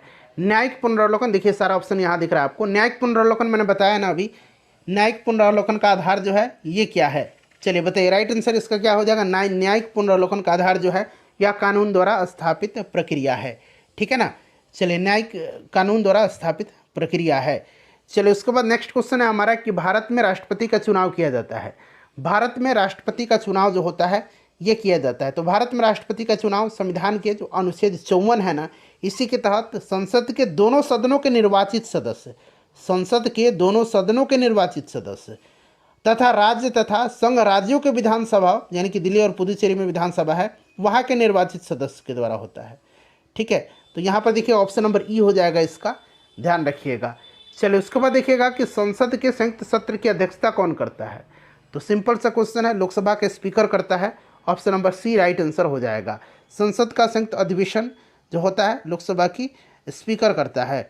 चलिए, अतः संयुक्त बैठक जो है, संयुक्त सत्र जो है, ये किस अनुच्छेद में है?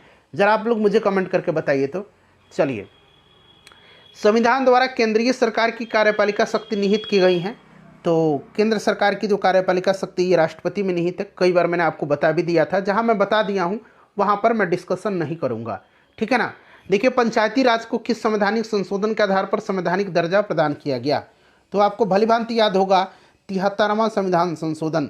ठीक है ना, याद है ना 73वां संविधान संशोधन। इसी के तहत जो है यह आपको संविधान के भाग 9 एवं 11वीं अनुसूची, भाग 9 जोड़ा गया और 11वीं अनुसूची जोड़ा गया, जिसमें पंचायती राज संस्थाओं को संवैधानिक दर्जा प्रदान किया गया। चलिए, आगे भी इसके बारे में हम लोग डिटेल में चर्चा करेंगे। 24 अप्रैल 1993 से यह प्रभावी हुआ था और इसीलिए 24 अप्रैल को यह पंचायती राज दिवस के रूप में मनाया जाता है प्रत्येक वर्ष। चलिए, भारत में महिलाओं के लिए किस राजनीतिक संस्था में स्थान आरक्षित है? बताएंगे। स्थान आरक्षित जो है यह किस संस्था में है? तो आपको भी पता है भलीभांति कि यह आपको पंचायती राज में है और 2006 में बिहार पहला राज्य बना था जो महिलाओं को 50% आरक्षण देने वाला पंचायती राज में राज्य बना था। इस चीज़ को आप ध्यान रखिएगा। चलिए, व्यवस्थापिका को रिक्त स्थान की पूर्ति के लिए होने वाले विशेष चुनाव को क्या कहते हैं? व्यवस्थापिका के रिक्त स्थान की जो पूर्ति होती है उसको क्या कहते हैं फ्रेंड्स? उसको कहा जाता है उपचुनाव। उसको उपचुनाव कहा जाता है। ठीक है ना, बाई इलेक्शन जिसको बोला जाता है, बाई इलेक्शन। तो option number B right answer हो जाएगा। वर्तमान में सर्वोच्च न्यायालय के न्यायाधीशों की संख्या कितनी है? वर्तमान की बात करते हैं तो 34 है सर्वोच्च न्यायालय में न्यायाधीशों की संख्या। इसमें स्ट्रक्चर क्या है? 33 अन्य न्यायाधीश होते हैं और एक मुख्य न्यायाधीश होते हैं। तो इस तरह से 34 होगा। तो उपरोक्त में से कोई नहीं इसका राइट आंसर होगा। चलिए, सामुदायिक विकास कार्यक्रम कब प्रारंभ हुआ था? कम्युनिटी डेवलपमेंट प्रोग्राम स्टार्ट हुआ था 2 अक्टूबर के दिन, गांधी जयंती के दिन 1952 में, 1952 में। और इसका उद्देश्य भारत के ग्रामीण समुदायों का समग्र विकास करना था। 2 अक्टूबर 1952 राइट आंसर हो जाएगा। देखिए फ्रेंड्स, पंचायत के चुनाव कराने हेतु निर्णय कौन लेता है? पंचायत चुनाव कराने का निर्णय है जो है यह किसका होता है? पंचायत चुनाव का। तो ये राज्य सरकार का होता है। ठीक है ना, राज्य सरकार का होता है। चलिए नेक्स्ट क्वेश्चन कर लेंगे हम कि एक एमपी की सीट को रिक्त घोषित किया जा सकता है यदि वह सदन से लगातार 60 दिन की अवधि के लिए अनुपस्थित होता है। लगातार 60 दिन की अवधि तक सदन में वह बिना मतलब इन्फॉर्म किए, बिना किसी पहले इन्फॉर्मेशन की, अगर संविधान के जो आपका संसद है, सदन है, उसका अधिवेशन में अनुपस्थित रहता है तो फ्रेंड्स ऐसे कंडीशन में जो है यह आपका उसका स्थान रिक्त कर दिया जाता है। तो 60 दिन यानी कि 2 महीना लगभग।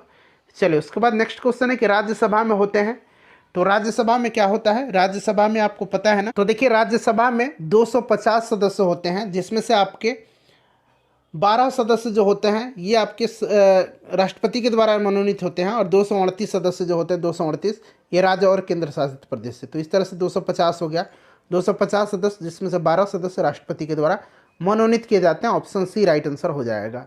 चलिए हमारे संविधान के अनुसार राज्यसभा का कार्यकाल, राज्यसभा का कार्यकाल, तो राज्यसभा का तो कोई कार्यकाल नहीं है क्योंकि ये कभी भी क्या होता है, भंग नहीं होता है, तो समाप्त होने का कोई विषय ही नहीं बनता है। राज्यसभा के सदस्यों का कार्यकाल होता है, इस चीज़ को ध्यान रखिएगा, 6 वर्ष का। चलिए किस सभा का अध्यक्ष उसका सदस्य नहीं होता है? तो राज्यसभा का सदस्य जो होता है यानी कि राज्यसभा के जो सभापति हैं, जो उपराष्ट्रपति होते हैं सभापति, ये इसके सदस्य नहीं होते हैं, तो यहाँ पर राज्यसभा होगा। चलिए राज्यसभा का पदेन अध्यक्ष, सेम क्वेश्चन, उपराष्ट्रपति होगा। देखिए कितना बार रिपीट होता है इस तरह का प्रश्न। लोकसभा में सामान्यतः कितने सत्र होते हैं? लोकसभा में सामान्यतः कितने सत्र होते हैं? अभी रिसेंटली 2022 का प्रश्न है, तो 3 होता है, एक बजट सत्र, एक मानसून सत्र और एक शीतकालीन सत्र। तो 3 यहाँ पर राइट आंसर हो जाएगा। निम्नलिखित कथनों में से कौन सा कथन सही नहीं पूछा गया है? सही नहीं है, तो यहाँ पर देखिएगा धन विधेयक की शुरुआत राज्यसभा में होती है, यही जो है गलत है, हमेशा लोकसभा में पहले इसे प्रस्तुत किया जाता है। ठीक है ना फ्रेंड्स। चलिए देखिए धन विधेयक पेश किया जाता है, तो अभी मैंने आपको बता दिया केवल लोकसभा में, केवल लोकसभा में, केवल लोकसभा में, याद रखिएगा। ठीक है ना।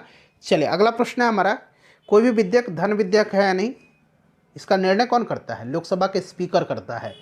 चलिए लेखानुदान बना है, लेखानुदान जो है यह बना हुआ है। लेखानुदान बजट पारित लंबित होने के कारण निधि आवंटन हेतु बना है। ठीक है ना, तो ऑप्शन नंबर यहाँ पर सी राइट आंसर हो जाएगा। चलिए अगला प्रश्न करेंगे। अब देखिए अगला क्वेश्चन है कि लोक लेखा समिति अपनी रिपोर्ट प्रस्तुत करती है।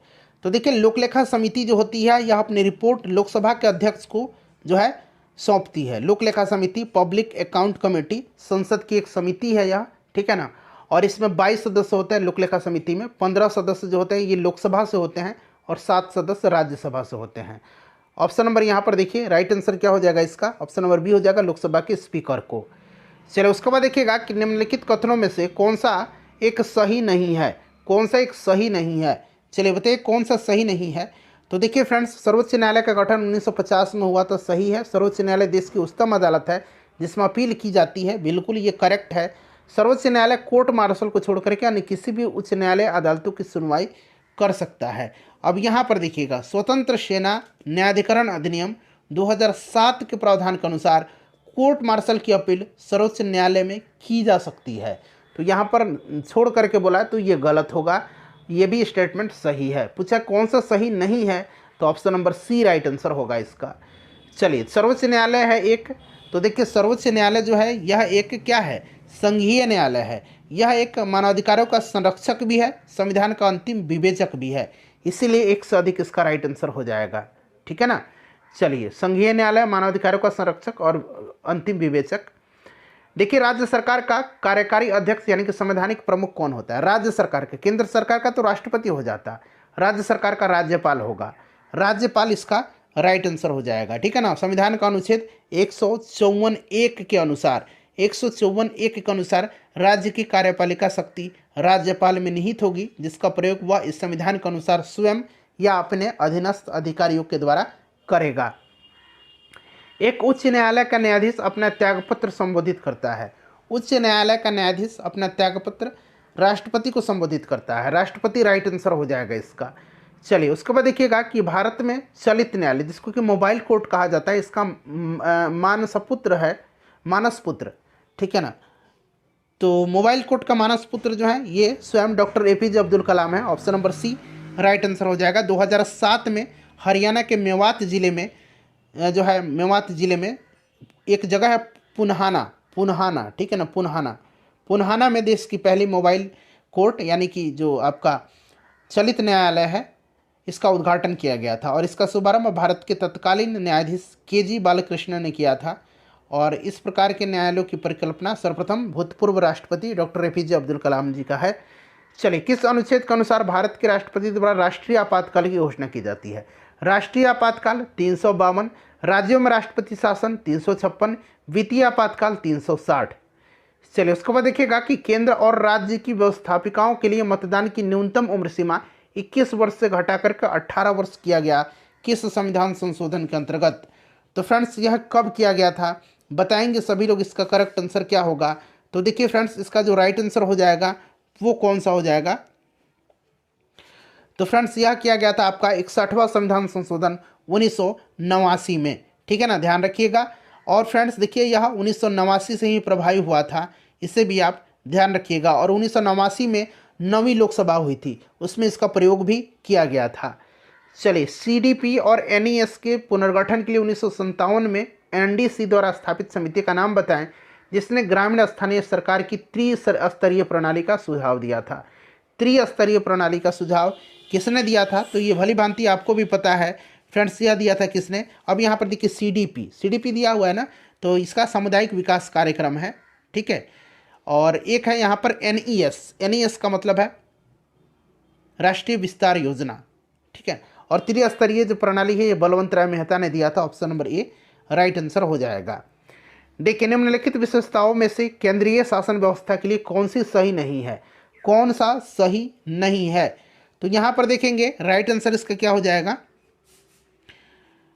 तो यहाँ पर देखिएगा, केंद्रीय शासन व्यवस्था में त्वरित निर्णय, लचीलापन और कानून की एकरूपता का परिचायक है, ठीक है ना। और यहाँ पर देखिए, बड़े देशों के लिए आदर्श, बड़े देशों के लिए आदर्श नहीं, छोटे देशों के लिए आदर्श व्यवस्था होती है। तो ये वाला गलत है, कौन सा सही नहीं है? तो ऑप्शन नंबर यहाँ पर सी राइट आंसर हो जाएगा।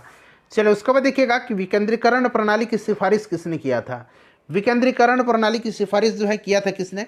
तो बलवंत राय मेहता ने 1957 में पंचायती राज पर अपनी सिफारिश इन्होंने प्रस्तुत किया था और जिसमें 1957 में इन्होंने प्रजातांत्रिक विकेंद्रीकरण की सिफारिश किया। और इसके अनुसार त्रिस्तरीय पंचायती राज का इन्होंने गठन का जो है जैसे जिला स्तर पर, ब्लॉक स्तर पर, ग्राम स्तर पर इन्होंने सिफारिश किया था। अशोक मेहता समिति ने निम्नलिखित में से सिफारिश किया था। अशोक मेहता समिति 1977 में गठित हुआ था, ठीक है ना। और 1978 में अपनी रिपोर्ट इन्होंने प्रस्तुत किया था ये समिति ने। और इन्होंने पंचायत जो है पंचायती राज उसके लिए त्रिस्तरीय प्रतिमान के स्थान पर द्विस्तरीय प्रतिमान की संस्तुति किया था, द्विस्तरीय, ठीक है ना। तो यहाँ पर आपका द्विस्तरीय option number B right answer हो जाएगा। देखिए, अगला प्रश्न है कि भारत में ब्लॉक स्तर पर बनी पंचायत समिति केवल है। तो देखिए, यहाँ पर यह आपका ब्लॉक स्तर पर बनी पंचायत समिति केवल है। तो फ्रेंड्स, यह जो है केवल एक प्रकार की प्रशासनिक प्राधिकरण है, ठीक है ना, प्रशासनिक प्राधिकरण या प्रशासनिक प्राधिकारी कहिए। तो यहाँ पर देखिएगा आपका option number D right answer हो जाएगा। चलिए, निम्न में से कौन संयुक्त राष्ट्र की सुरक्षा परिषद का अस्थायी सदस्य नहीं है? अस्थायी सदस्य मैंने आपको बताया था 5 अस्थायी सदस्य हैं, ठीक है ना, और 10 जो होते हैं अस्थायी सदस्य होते हैं। तो 5 अस्थायी सदस्य में कौन कौन से देश हैं? तो अमेरिका, ब्रिटेन, रूस, फ्रांस और चाइना है, इसमें जर्मनी नहीं है। चलिए, उसके बाद देखिए, किस देश की सरकारी रिपोर्ट को येलो बुक कहा जाता है? तो येलो बुक जो है यह किस देश की सरकारी रिपोर्ट है बताइए। तो देखिए फ्रेंड्स, येलो बुक जो है ये आपका फ्रांस की सरकारी रिपोर्ट है, ठीक है ना। वाइट बुक जर्मनी की सरकारी रिपोर्ट है। ग्रीन बुक इटली की सरकारी रिपोर्ट है। तो इसे भी आप याद रखिएगा, ठीक है ना। वाइट पेपर जो है ब्रिटेन का है। भारत की सरकारी रिपोर्ट वाइट पेपर ब्रिटेन और भारत का है, white paper. White book Germany का है, ठीक है ना, और ग्रीन बुक इटली का है। चलिए, अगला प्रश्न हमारे कि भारत के प्रथम विधि विश्वविद्यालय की स्थापना अगस्त 1987 में कहाँ हुई थी? तो 1987 में इसकी स्थापना बेंगलुरु में हुई थी, ठीक है ना। बेंगलुरु में भारत के प्रथम विधि विश्वविद्यालय national law school of India की स्थापना अगस्त 1987 में हुई थी। Option number C right answer हो जाएगा। देखिए, भारतीय संविधान को संविधान सभा द्वारा अंगीकृत किया गया था। तो मैंने आपको स्टार्टिंग में ही बता दिया था 26 नवंबर 1949 को। और इसीलिए 26 नवंबर के दिन जो है यह आपका क्या मनाया जाता है भारत में? 26 नवंबर के दिन बताइए संविधान दिवस मनाया जाता है, ठीक है। चलिए, अगला प्रश्न हमारा कि भारतीय संविधान दिवस मनाया जाता है। तो प्रश्न आ गया 26 नवंबर के दिन। अगला प्रश्न करिएगा कि भारतीय संविधान को अपनाया गया था। भारतीय संविधान को अपनाया गया था, तो भारतीय संविधान को अपनाया गया था संविधान सभा के द्वारा, ठीक है ना, संविधान सभा के द्वारा। चलिए, भारत में लौकिक सार्वभौमिकता है क्योंकि संविधान की प्रस्तावना आरंभ होती है, तो संविधान की प्रस्तावना जो है यह आरंभ होती है एक सार्वभौमिक समाजवादी धर्मनिरपेक्ष प्रजातांत्रिक गणतंत्र से, ठीक है ना, हमारी प्रस्तावना। और इसमें से अगर हम बात करें तो राइट आंसर क्या हो जाएगा, ऑप्शन नंबर यहाँ पर बताइए, करेक्ट आंसर इसका क्या हो जाएगा, लौकिक सार्वभौमता है। बताइए राइट आंसर क्या होगा, तो ऑप्शन नंबर डी हो जाएगा, हम भारत के लोग शब्द से, ठीक है ना। और भारतीय संविधान की प्रस्तावना में भारत को किस रूप में घोषित किया गया, तो अभी मैंने बताया था एक सार्वभौम समाजवादी धर्मनिरपेक्ष प्रजातांत्रिक गणराज्य। चलिए, भारत में प्रजातंत्र इस तथ्य पर आधारित है कि भारत में प्रजातंत्र इस तथ्य पर आधारित है कि जनता को सरकारों को चुनने तथा बदलने का अधिकार प्राप्त है, ऑप्शन नंबर सी। देखिए, भारतीय संविधान की 10वीं अनुसूची का संबंध है। 10वीं अनुसूची जो है यह संबंधित किससे है, 10वीं अनुसूची, बताइए 10वीं अनुसूची का संबंध दल बदल विरोधी कानून से, option number D right answer हो जाएगा। और देखिए, संविधान का जो 52वां संविधान संशोधन हुआ था 1985 में, इसी के द्वारा इसको जोड़ा गया। चलिए, उसके बाद देखिएगा भूमि सुधार खाली स्थान दिया गया कि विषयों के अंतर्गत है। भूमि सुधार जो है यह राज्य सूची के विषय के अंतर्गत है, राज्य सूची का। देखिए, भारतीय नागरिकता नहीं प्राप्त की जा सकती है, तो भारतीय नागरिकता जो है यह प्राप्त की जा सकती है जन्म के द्वारा, देशीकरण के द्वारा, किसी भूभाग के सम्मेलन के द्वारा, रजिस्ट्री के द्वारा, भारतीय बैंक में धन जमा करके आप भारत की नागरिकता प्राप्त नहीं कर सकते हैं, इस चीज़ को ध्यान रख सकते हैं आप। चलिए, भारतीय संविधान की प्रकृति क्या है, भारतीय संविधान की प्रकृति क्या है, चलिए बताएंगे सभी लोग, इसका करेक्ट आंसर क्या होगा, भारतीय संविधान की प्रकृति क्या है। चलिए, भारतीय संविधान की प्रकृति क्या है, करेक्ट आंसर इसका क्या होगा, प्रकृति में संघीय किंतु भावना में एकात्मक, ठीक है ना। तो यहाँ पर आपका ऑप्शन नंबर डी हो जाएगा, प्रकृति में संघीय किंतु भावना में एकात्मक। चलिए, अगला प्रश्न कर लेंगे। नेक्स्ट क्वेश्चन है हमारा कि नागरिकता संशोधन कानून कब पारित हुआ। नागरिकता संशोधन विधेयक 2019 लोकसभा में 9 दिसंबर 2019 को प्रस्तुत किया गया था, और उसी दिन जो है लोकसभा से इसको पारित किया गया था। और 11 दिसंबर 2019 को, दरअसल 9 दिसंबर 1946 और 11 दिसंबर 1946, बार बार इसीलिए 1946 बोला जा रहा है, 11 दिसंबर 1919 को यह राज्यसभा के द्वारा पारित किया गया था। और 12 दिसंबर के दिन मतलब 12 दिसंबर 2019 को राष्ट्रपति ने मंजूरी भी दे दिया था, ठीक है ना। और 10 जनवरी 2020 से नागरिकता संशोधन अधिनियम 2019 लागू हो गया था। तो यहाँ पर 11 दिसंबर 2019 पूछा गया है, नागरिकता कानून पारित कब हुआ था, ठीक है ना।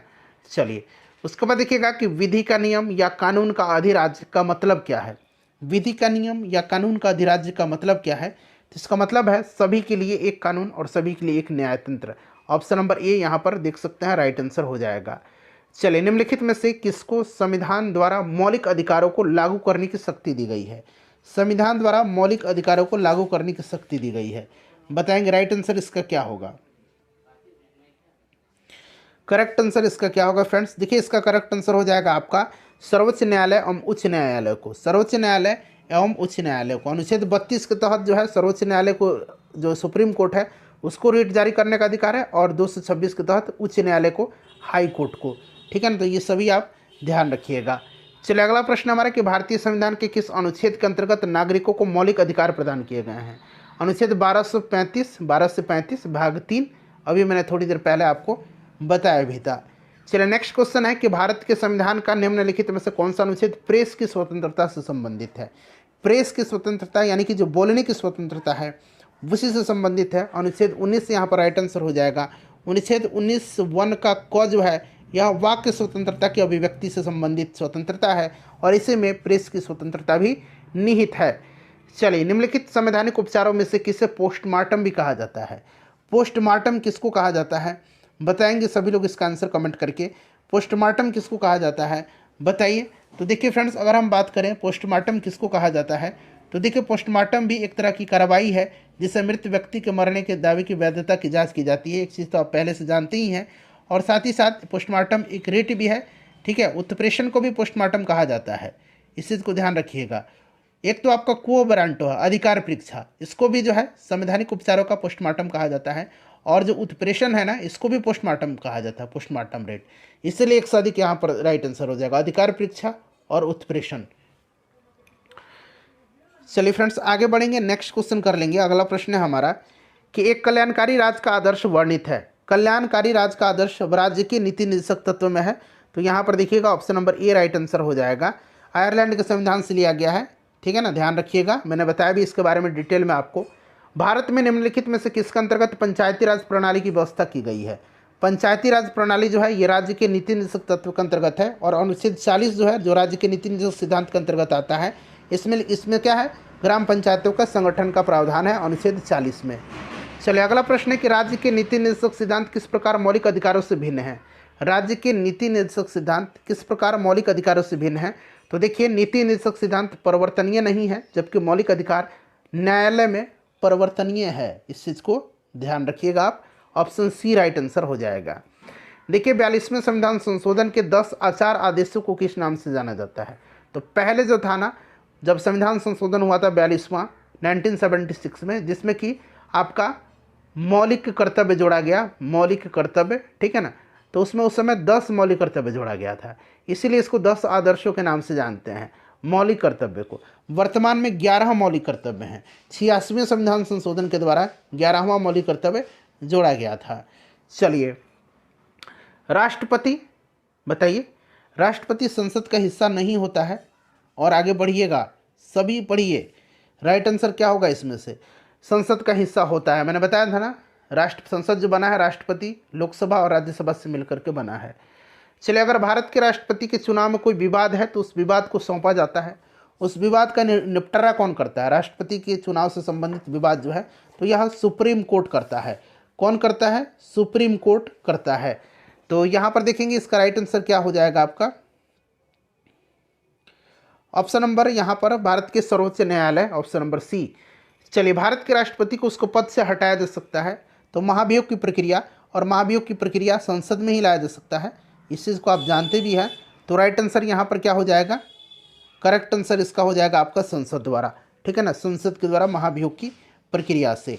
आर्टिकल 61 में महाभियोग है, इस चीज़ को ध्यान रखिएगा।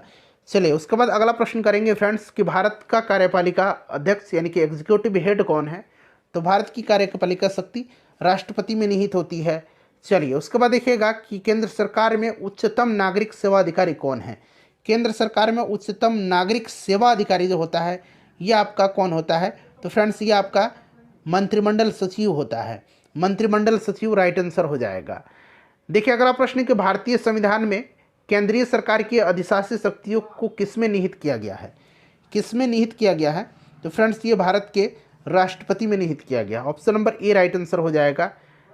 देखिए राष्ट्रपति राष्ट्रीय आपातकाल की घोषणा कर सकता है, राष्ट्रीय आपातकाल की घोषणा कर सकता है। तो अनुच्छेद 352 के अनुसार राष्ट्रीय आपातकाल की घोषणा राष्ट्रपति करता है, और ऐसा वह किस आधार पर करता है।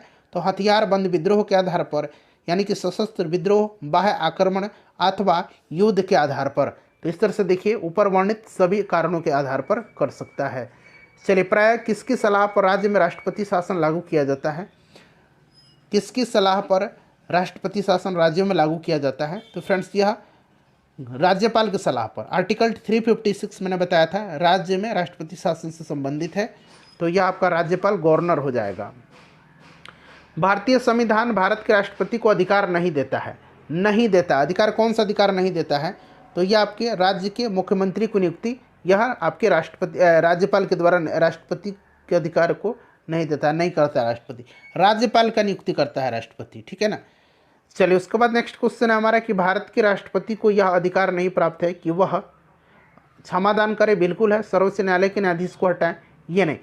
बाकी देखिए आपातकाल की घोषणा कर सकता है, और अध्यादेश अनुच्छेद 123 के तहत अध्यादेश भी जारी यह करता है। सर्वोच्च न्यायालय के न्यायाधीश को नहीं हटा सकता है, option number B right answer हो जाएगा, ठीक है ना। सर्वोच्च न्यायालय के न्यायाधीश को उसके पद से तब तक नहीं हटाया जाएगा जब तक साबित कदाचार या असमर्थता के आधार पर ऐसे हटाए जाने के लिए संसद के प्रत्येक सदन द्वारा अपनी कुल सदस्य संख्या के बहुमत द्वारा तथा उपस्थित और मत देने वाले सदस्यों का कम से कम 2/3 बहुमत द्वारा समर्पित समावेदन राष्ट्रपति के समक्ष उसी सत्र में रखे जाने पर राष्ट्रपति उससे हटाने का आदेश नहीं दिया है तब।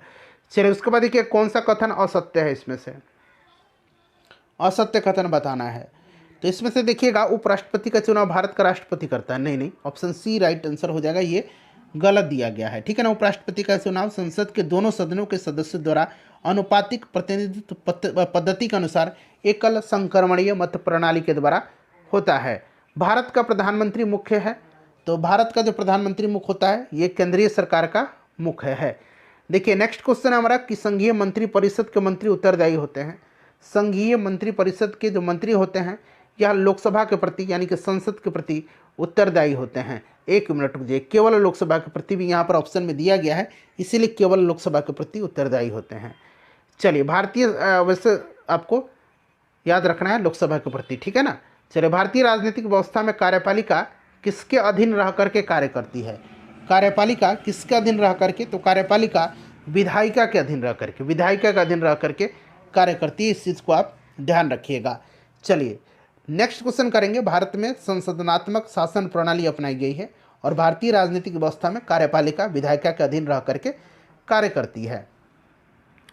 देखिए सरकार की संसदीय व्यवस्था के विषय में निम्नलिखित में से कौन सा कथन सही है? संसदीय व्यवस्था के विषय में, संसदीय व्यवस्था के विषय में कौन सा कथन सही है? तो देखिए शासन प्रणाली की सामान्यतः दो पद्धति हैं, एक संसदीय और एक अध्यक्षीय। भारत में ग्रेट ब्रिटेन का अनुसरण करते हुए संसदीय प्रणाली व्यवस्था को अपनाया गया है और संसदीय शासन व्यवस्था में व्यवस्थापिका के सदस्य ही कार्यपालिका का गठन करते हैं और कार्यपालिका व्यवस्थापिका के प्रति उत्तरदायी होती है और संसदनात्मक शासन व्यवस्था में कार्यपालिका विधायिका द्वारा नियंत्रित होती है और राष्ट्रपति न्यायपालिका के प्रति जवाबदेह नहीं होता है। इसलिए यहाँ पर देखिए ऑप्शन नंबर ई करेक्ट आंसर इसका हो जाएगा। चलिए उसके बाद नेक्स्ट क्वेश्चन हमारे कि भारत का प्रधानमंत्री किसके प्रति जवाबदेह है? तो भारत का प्रधानमंत्री चूंकि यह मंत्रिपरिषद का ही हिस्सा है और मंत्रिपरिषद लोकसभा के प्रति उत्तरदायी होती है, तो लोकसभा राइट आंसर होगा। देखिए संविधान में मंत्रिमंडल शब्द का एक ही बार प्रयोग हुआ है और वह कहाँ पर हुआ है? संविधान में मंत्रिमंडल शब्द का प्रयोग केवल एक बार अनुच्छेद 352 के खंड 3 में किया गया है, 352 के खंड 3 में किया गया है, इस चीज़ को आप ध्यान रखिएगा, ठीक है। चलो उसके बाद देखिएगा कि भारत सरकार को कानूनी विषयों पर कौन परामर्श देता है? भारत सरकार को कानूनी विषयों पर कौन परामर्श देता है? तो फ्रेंड्स यह परामर्श देता है भारत का महान न्यायवादी यानी कि अटॉर्नी जनरल ऑफ इंडिया देता है। आर वेंकट रमनी वर्तमान में अटॉर्नी जनरल हैं। चलो उसके बाद देखिए भारत का महान न्यायवादी किसके द्वारा नियुक्त किया जाता है? तो आर्टिकल 76 के अनुसार 76 के अनुसार राष्ट्रपति के द्वारा, राष्ट्रपति के प्रसाद पर्यंत यह पद धारण करता है, इस चीज़ को ध्यान रखिएगा, राष्ट्रपति राइट आंसर हो जाएगा। नेक्स्ट क्वेश्चन है कि आज़ादी के बाद भाषा के आधार पर भारत के राज्यों का पुनर्गठन किस वर्ष हुआ था? भाषाई आधार पर गठित पहला राज्य आंध्र प्रदेश है, ठीक है ना फ्रेंड्स। इसका राइट आंसर क्या हो जाएगा आपका? ऑप्शन नंबर यहाँ पर देखिए 1956 में पारित किया गया था राज्य पुनर्गठन अधिनियम, और जिसमें भाषा के आधार पर राज्यों का पुनर्गठन का प्रावधान किया गया, ठीक है। तो आज़ादी के बाद भाषा के आधार पर भारत के राज्यों का पुनर्गठन किस वर्ष हुआ? 1956 में, ठीक है ना। तो ऑप्शन नंबर यहाँ पर सी राइट आंसर होगा। देखिए लोकसभा का सदस्य चुने जाने के लिए व्यक्ति को किस आयु से कम नहीं होना चाहिए? लोकसभा के लिए 25 वर्ष और राज्यसभा के लिए 30 वर्ष। उसी प्रकार से विधानसभा के लिए 25 और विधान परिषद के लिए 30। राष्ट्रपति बनने के लिए, राज्यपाल बनने के लिए, उपराष्ट्रपति बनने के लिए 35 वर्ष की आयु।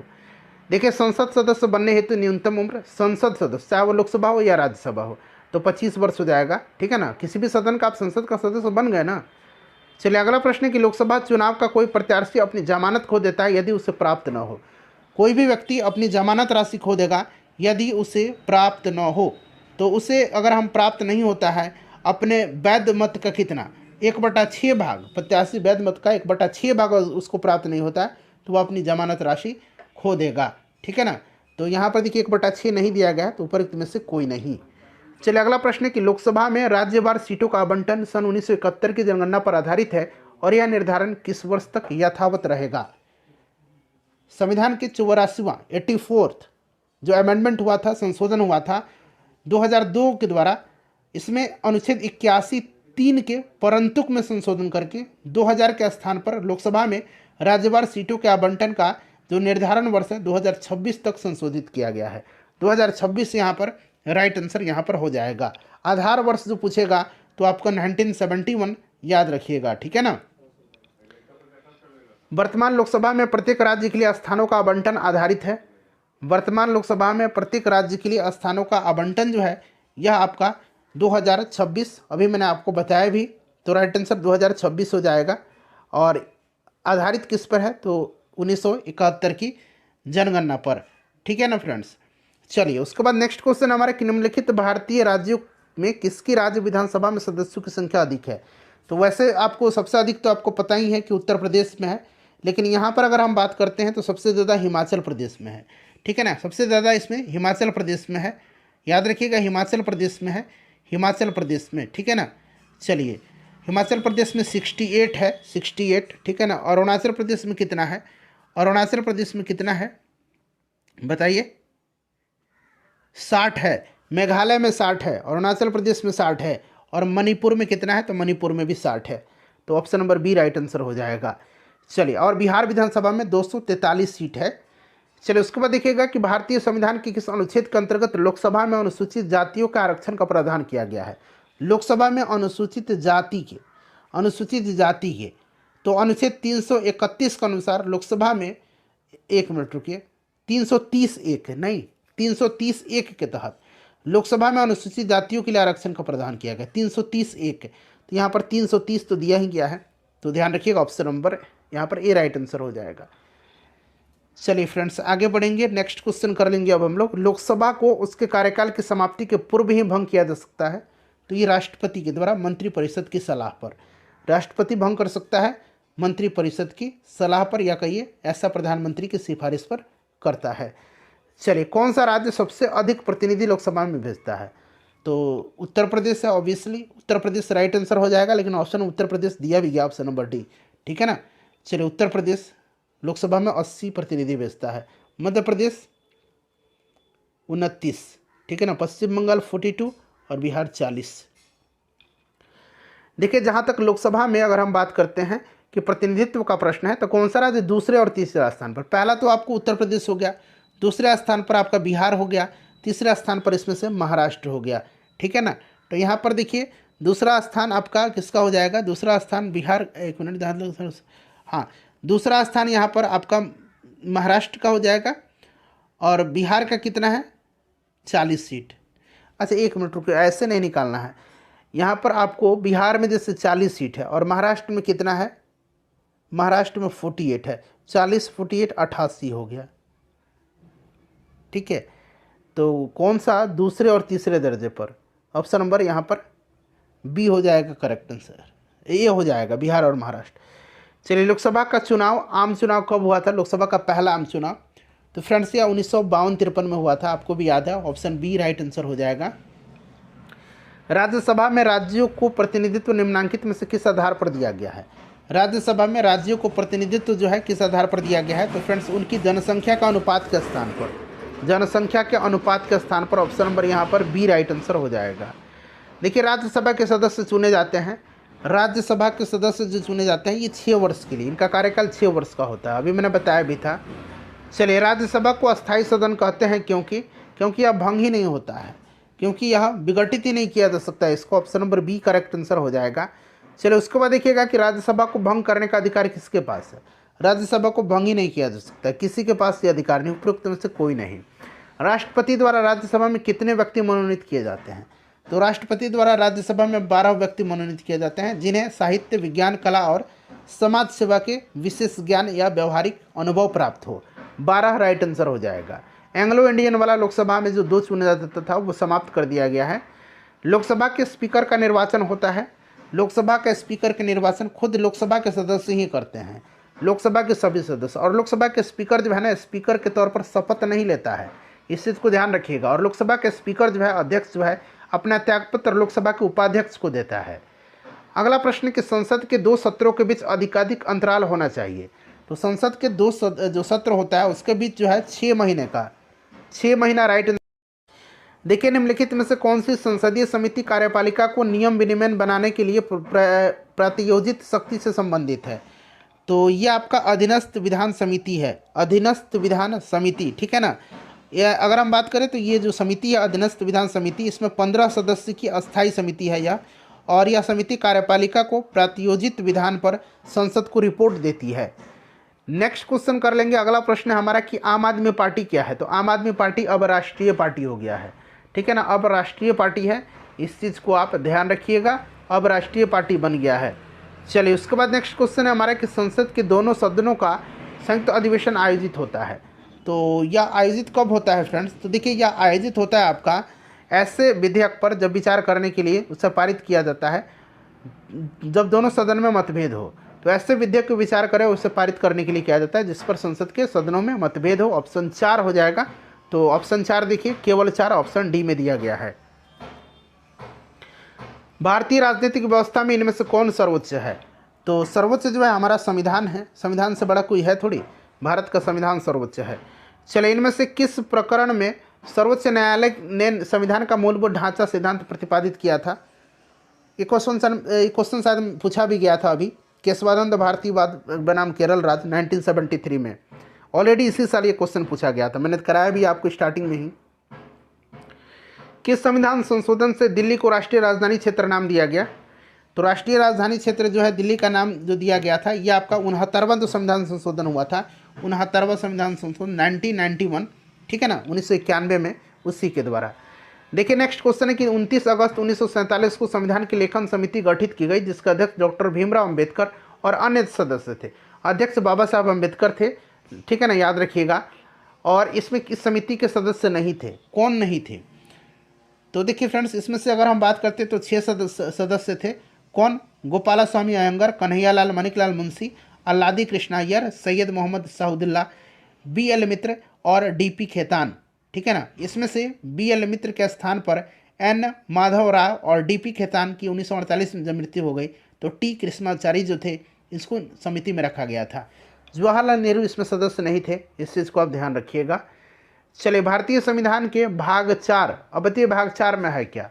नीति निर्देशक तत्व है, राज्य के नीति निर्धारक सिद्धांत वर्णित है और भारतीय संविधान की यह बात विश्व के किस देश के संविधान से प्रभावित है और प्रेरित है? तो ये आयरलैंड के है।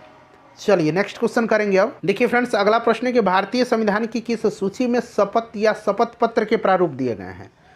तो फ्रेंड्स यह तीसरी अनुसूची में दिया गया। Option number B right answer हो जाएगा, तीसरी अनुसूची में, ठीक है ना, ध्यान रखिएगा, तीसरी अनुसूची में।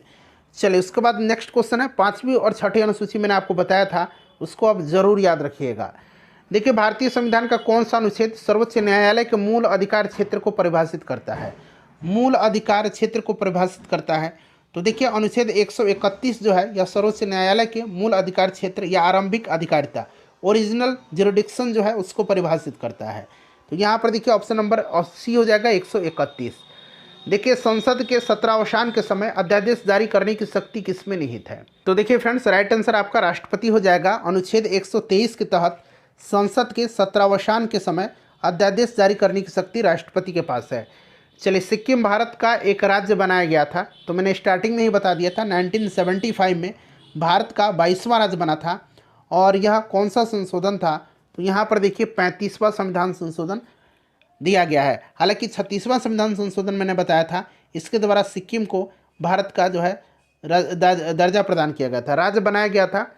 आपको यहाँ पर 35वां दिया गया है, उसके हिसाब से 1974 में सिक्किम को भारत का सहायक राज्य के रूप में शामिल किया था, लेकिन भारत का पूर्ण रूप से राज्य जो 36वां संविधान संशोधन था उसके द्वारा बनाया गया था। तो इस चीज़ को आप माइंड में रखिएगा, क्योंकि अब ऑप्शन ई भी है, ठीक है ना, ऑप्शन डी और ई है, उपरोक्त में से कोई नहीं, एक से अधिक, इन चीज़ का ध्यान रखना है। चलिए भारत के सर्वोच्च न्यायालय की स्थापना हुई थी, तो भारत के सर्वोच्च न्यायालय की स्थापना जो हुई थी ये आपसे पूछा गया है, बताइए राइट आंसर क्या हो जाएगा इसका? तो फ्रेंड्स देखिए भारत के सर्वोच्च न्यायालय की स्थापना भारतीय संविधान के द्वारा किया गया था। संविधान के अनुच्छेद 134 में न्यायाधीशों की संख्या का उल्लेख है और जब संविधान प्रारंभ हुआ था तथा उच्चतम न्यायालय में न्यायाधीशों की संख्या मुख्य न्यायमूर्ति का अतिरिक्त 7 थी। संसद में उच्चतम न्यायालय के न्यायाधीश की संख्या 1956 का अधिनियम जो है उसमें अधिनियमित करके इस संख्या को 10 कर दिया गया था। फिर 1960 में बढ़ा करके 13, 77 में 17, 1986 में 25, 2008 में 30, 2019 में 33, ठीक है ना, फिर 34 हुआ मुख्य न्यायाधीश के सहित लेकर के। तो इस चीज़ को ध्यान रखिएगा, संविधान के द्वारा हुआ था। चलिए उसके बाद देखिएगा कि भारतीय सर्वोच्च न्यायालय में न्यायाधीशों की नियुक्ति कौन करता है? तो नियुक्ति जो है कौन करता है? भारतीय सर्वोच्च न्यायालय में न्यायाधीश की नियुक्ति राष्ट्रपति करते हैं, सीधी सी बात है, option number B correct answer हो जाएगा, ठीक है ना। चलिए उसके बाद अगला प्रश्न है कि उच्चतम न्यायालय के न्यायाधीशों की संख्या में वृद्धि करने की शक्ति। देखिए उच्चतम न्यायालय, उस टाइम उच्च न्यायालय पूछा था जो कि राष्ट्रपति के पास है, और उच्चतम न्यायालय मैंने बताया था संसद के पास है। ठीक है, चलिए अगला प्रश्न है हमारा कि सर्वोच्च न्यायालय के न्यायाधीशों की सेवानिवृत्ति की आयु क्या है। सर्वोच्च न्यायालय यानी कि सुप्रीम कोर्ट की बात की जा रही है, तो सर्वोच्च न्यायालय की बात करते हैं तो सर्वोच्च न्यायालय का जो अनुच्छेद 124(2) है ना, 124(2), इसके अनुसार सर्वोच्च न्यायालय के न्यायाधीश की सेवानिवृत्ति की आयु 65 वर्ष निर्धारित की गई है। ठीक है ना, तो यहाँ पर देखेंगे तो ऑप्शन नंबर यहाँ पर सी राइट आंसर हो जाएगा। ठीक है, option number C correct answer हो जाएगा। चलिए उसके बाद नेक्स्ट क्वेश्चन करेंगे कि सर्वोच्च न्यायालय का न्यायाधीश अपने पद से त्यागपत्र किसको लेकर के दे सकता है। तो फ्रेंड्स ये राष्ट्रपति को लेकर के दे सकता है। ठीक है ना, option number A right answer हो जाएगा। देखिए न्यायिक पुनरावलोकन का अर्थ यह है कि सर्वोच्च न्यायालय, न्यायिक पुनरावलोकन का अर्थ यह है कि सर्वोच्च न्यायालय जो है किसी भी राज्य के कानून को अवैध घोषित कर सकता है। ऑप्शन डी राइट आंसर हो जाएगा। अमेरिका से लिया गया है न्यायिक पुनरावलोकन, इस चीज़ को भी आप ध्यान रखिएगा। चलिए नेक्स्ट क्वेश्चन है कि भारत में न्यायिक प्रणाली किस पर आधारित है। तो ये प्रश्न शायद पूछा भी गया था कहीं ना कहीं। ठीक है ना, तो इस चीज़ को आप ध्यान रखिएगा, मैंने बताया है इसको।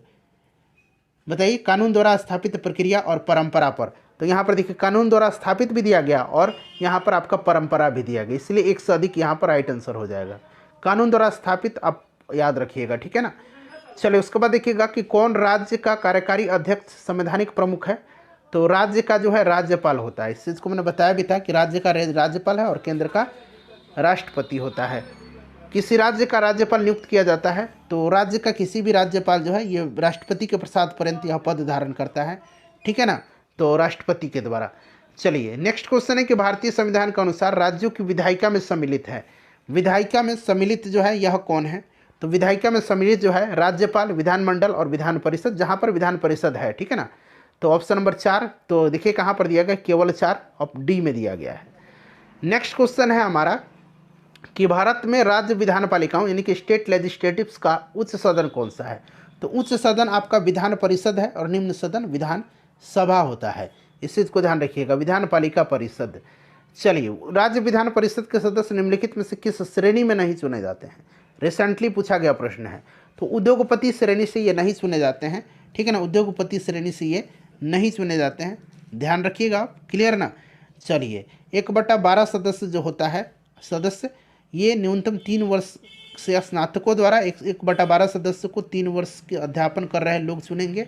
1/3 स्थानीय निकाय के द्वारा 1/3 सदस्यों को विधानसभा के सदस्य, ठीक है ना, और 6 सदस्य को राज्यपाल नामांकित करते हैं।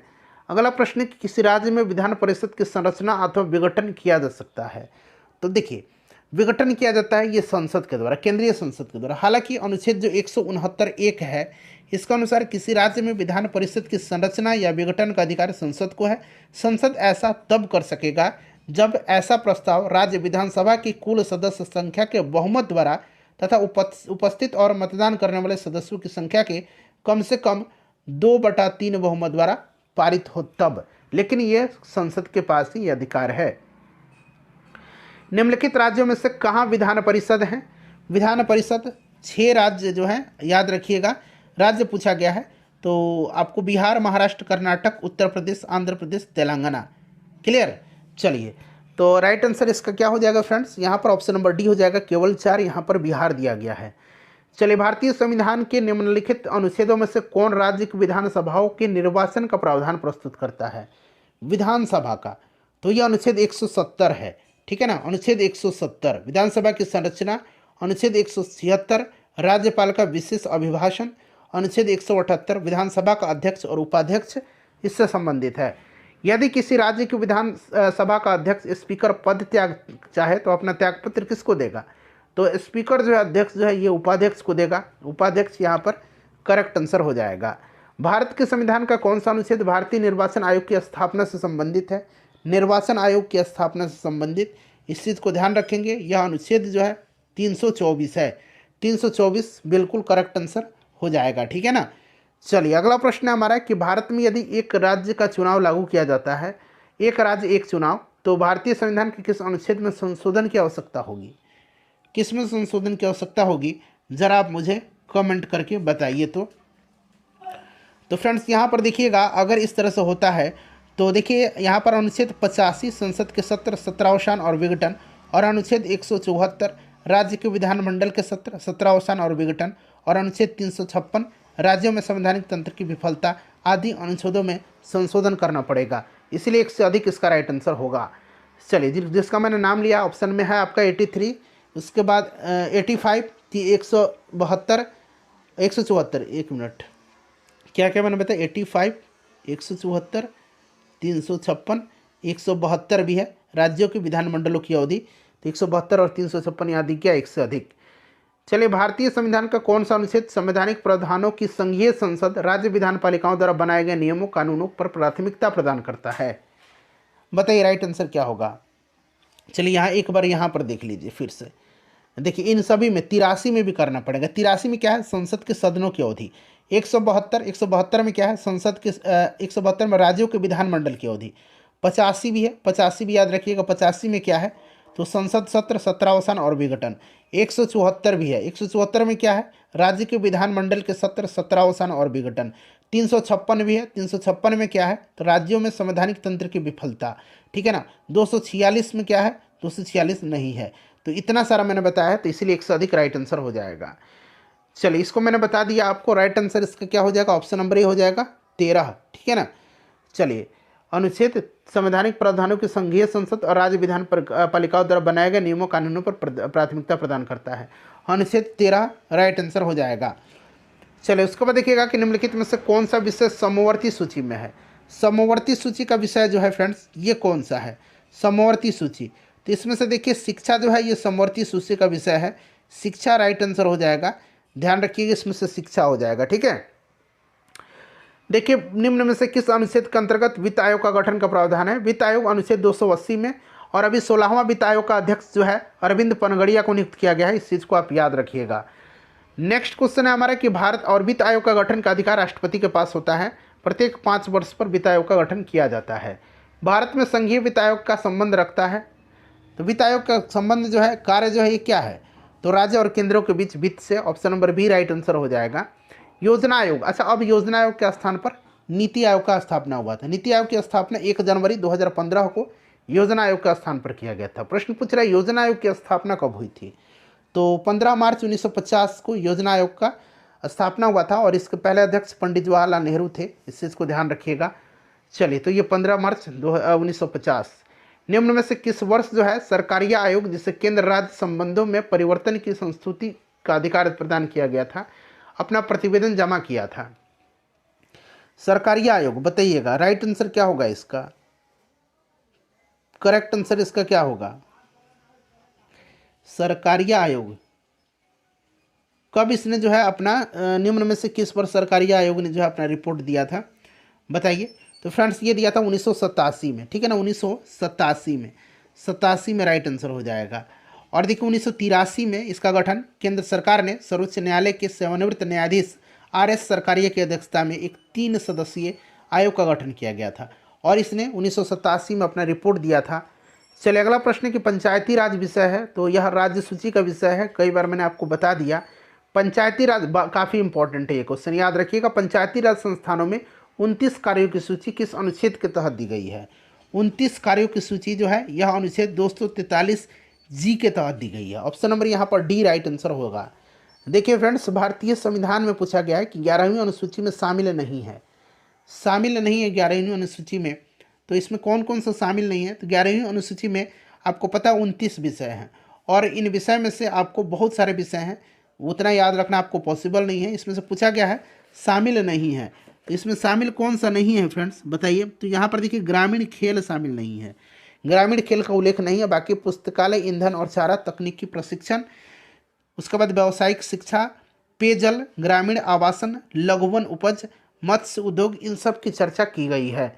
चलिए, निम्नलिखित में से किसका निर्माण पंचायती राज व्यवस्था के तहत हुआ है। पंचायती राज व्यवस्था के तहत जो है किसका निर्माण हुआ है, तो ग्राम पंचायत का निर्माण हुआ है। ठीक है ना। चलिए, उसके बाद देखिए भारतीय संविधान के निम्नलिखित अनुच्छेदों में से कौन सा अनुच्छेद राज्य की सरकारों को ग्राम पंचायतों को संगठित करने का निर्देश देता है। तो यह अनुच्छेद 40 है। अनुच्छेद 40 के तहत ग्राम पंचायत के संगठन का उल्लेख है राज्य के नीति निर्देशक तत्वों में। देखिए, भारतीय संविधान के किस संशोधन में पंचायती राज संस्थाओं को संवैधानिक आधार प्रदान किया गया था? तो यह संशोधन 73वां संविधान संशोधन था। आपको भी फ्रेंड्स याद होगा 73वां संविधान संशोधन। चलिए, ऑप्शन नंबर यहाँ पर ए राइट आंसर हो जाएगा। पंचायती राज का प्रधान लक्ष्य क्या है? तो इसका प्रधान लक्ष्य क्या है फ्रेंड्स? ग्रामवासियों में शक्ति का विकेंद्रीकरण है, ठीक है ना। चलिए, उसके बाद नेक्स्ट क्वेश्चन है हमारा कि 73वें संविधान संशोधन अधिनियम के तहत पंचायती राज संस्थाओं में चुनाव लड़ने के लिए न्यूनतम आयु आवश्यक है। चुनाव लड़ने के लिए, तो देखिए चुनाव लड़ने के लिए जो न्यूनतम आयु है ये 21 वर्ष है, ठीक है ना। और चुनाव करने के लिए 18 वर्ष, मतदान करने के लिए। देखिए, जिस समिति की सिफारिश पर भारत में पंचायती राज की स्थापना की गई उसके अध्यक्ष कौन थे? तो बलवंत राय मेहता थे। सिंपल सा क्वेश्चन है, बलवंत राय मेहता, ऑप्शन नंबर सी। पंचायती राज का शुभारंभ राजस्थान में हुआ था, नागौर में 2 अक्टूबर 1959 को। आगे आपको मिलेगा भी, ठीक है। चलिए, उसके बाद नेक्स्ट क्वेश्चन कर लेंगे हम। अगला प्रश्न है हमारा कि निम्न में से कौन सा विकेंद्रीकरण का वैशिष्ट्य नहीं है? तो वैशिष्ट जो नहीं है यह आपसे पूछा गया है। तो देखिए, स्थानीय समुदायों पर आत्मविश्वास को नहीं जगाना, ऑप्शन नंबर सी नहीं है। नहीं जगाना, बिल्कुल जगाना है। तो यहाँ पर नहीं दिया गया, जो कि गलत दिया गया, तो नहीं में हो जाएगा ऑप्शन नंबर सी। देखिए, भारत में पंचायती राज व्यवस्था सर्वप्रथम राजस्थान और कहाँ? तो सर्वप्रथम राजस्थान और आंध्र प्रदेश में 2 अक्टूबर 1959 को राजस्थान के नागौर जिले में स्टार्ट हुआ था, उसके बाद आंध्र प्रदेश में लागू हुआ था। चलिए, तो यहाँ पर राजस्थान और आंध्र प्रदेश ध्यान रखिएगा। निम्नलिखित में से किस कमेटी या आयोग ने न्याय पंचायत बनाने की सिफारिश किया था? न्याय पंचायत बनाने का सिफारिश जो है किसने किया था? तो फ्रेंड्स, यह किया था अशोक मेहता समिति ने। 1977 में जनता पार्टी की सरकार ने पंचायती राज व्यवस्था में सुधार के लिए अशोक मेहता समिति का गठन किया था और उसने जो है अपनी रिपोर्ट 1978 में जो है प्रस्तुत किया और उसमें उन्होंने न्याय पंचायत को विकास पंचायत से अलग रखने और इसका सभापति एक योग्य न्यायाधीश को नियुक्त करने का सिफारिश किया था, अशोक मेहता कमेटी। देखिए, अगला प्रश्न है कि निम्नलिखित में से कौन सा कार्य स्थानीय स्वशासन के अधिकार क्षेत्र में नहीं आता है? नहीं आता है, यह पूछा गया है। तो फ्रेंड्स, इसमें से बात करते हैं सार्वजनिक अनुशासन का रखरखाव नहीं आता है, ठीक है ना। इस चीज़ को ध्यान रखिएगा। चलिए, सार्वजनिक जो अनुशासन का रखरखाव है यह कार्यपालिका के क्षेत्र के अंतर्गत आता है। देखिए, एक पंचायत समिति किस स्तर पर एक पंचायती राज संरचना का संचालन करती है? राइट आंसर क्या हो जाएगा इसका? करेक्ट आंसर बताइए क्या होगा इसका? एक पंचायत समिति जो है किस स्तर पर पंचायती राज संरचना का संचालन करती है? तो ब्लॉक स्तरीय निकाय पर, ठीक है। चलिए, भारतीय संविधान में संशोधन के लिए विधेयक लाया जा सकता है। भारतीय संविधान में संशोधन के लिए विधेयक लाया जा सकता है या तो लोकसभा में या फिर राज्यसभा में, कहीं भी। Option number C right answer हो जाएगा। चलिए, उसके बाद देखिएगा कि भारतीय संविधान के लिए प्रथम संशोधन यानी कि जो फर्स्ट अमेंडमेंट हुआ था, यह विधेयक लाया गया था कब? प्रथम संशोधन विधेयक को कब लाया गया था? तो देखिए, प्रथम संशोधन विधेयक को फ्रेंड्स लाया गया था कब? तो 1951 में लाया गया था, ठीक है ना, ध्यान रखिएगा। चलिए, निम्नलिखित में से किस संविधान संशोधन अधिनियम को लघु संविधान कहा जाता है? मिनी कॉन्स्टिट्यूशन मैंने बताया था। 42वां संविधान संशोधन 1976 को कहा जाता है।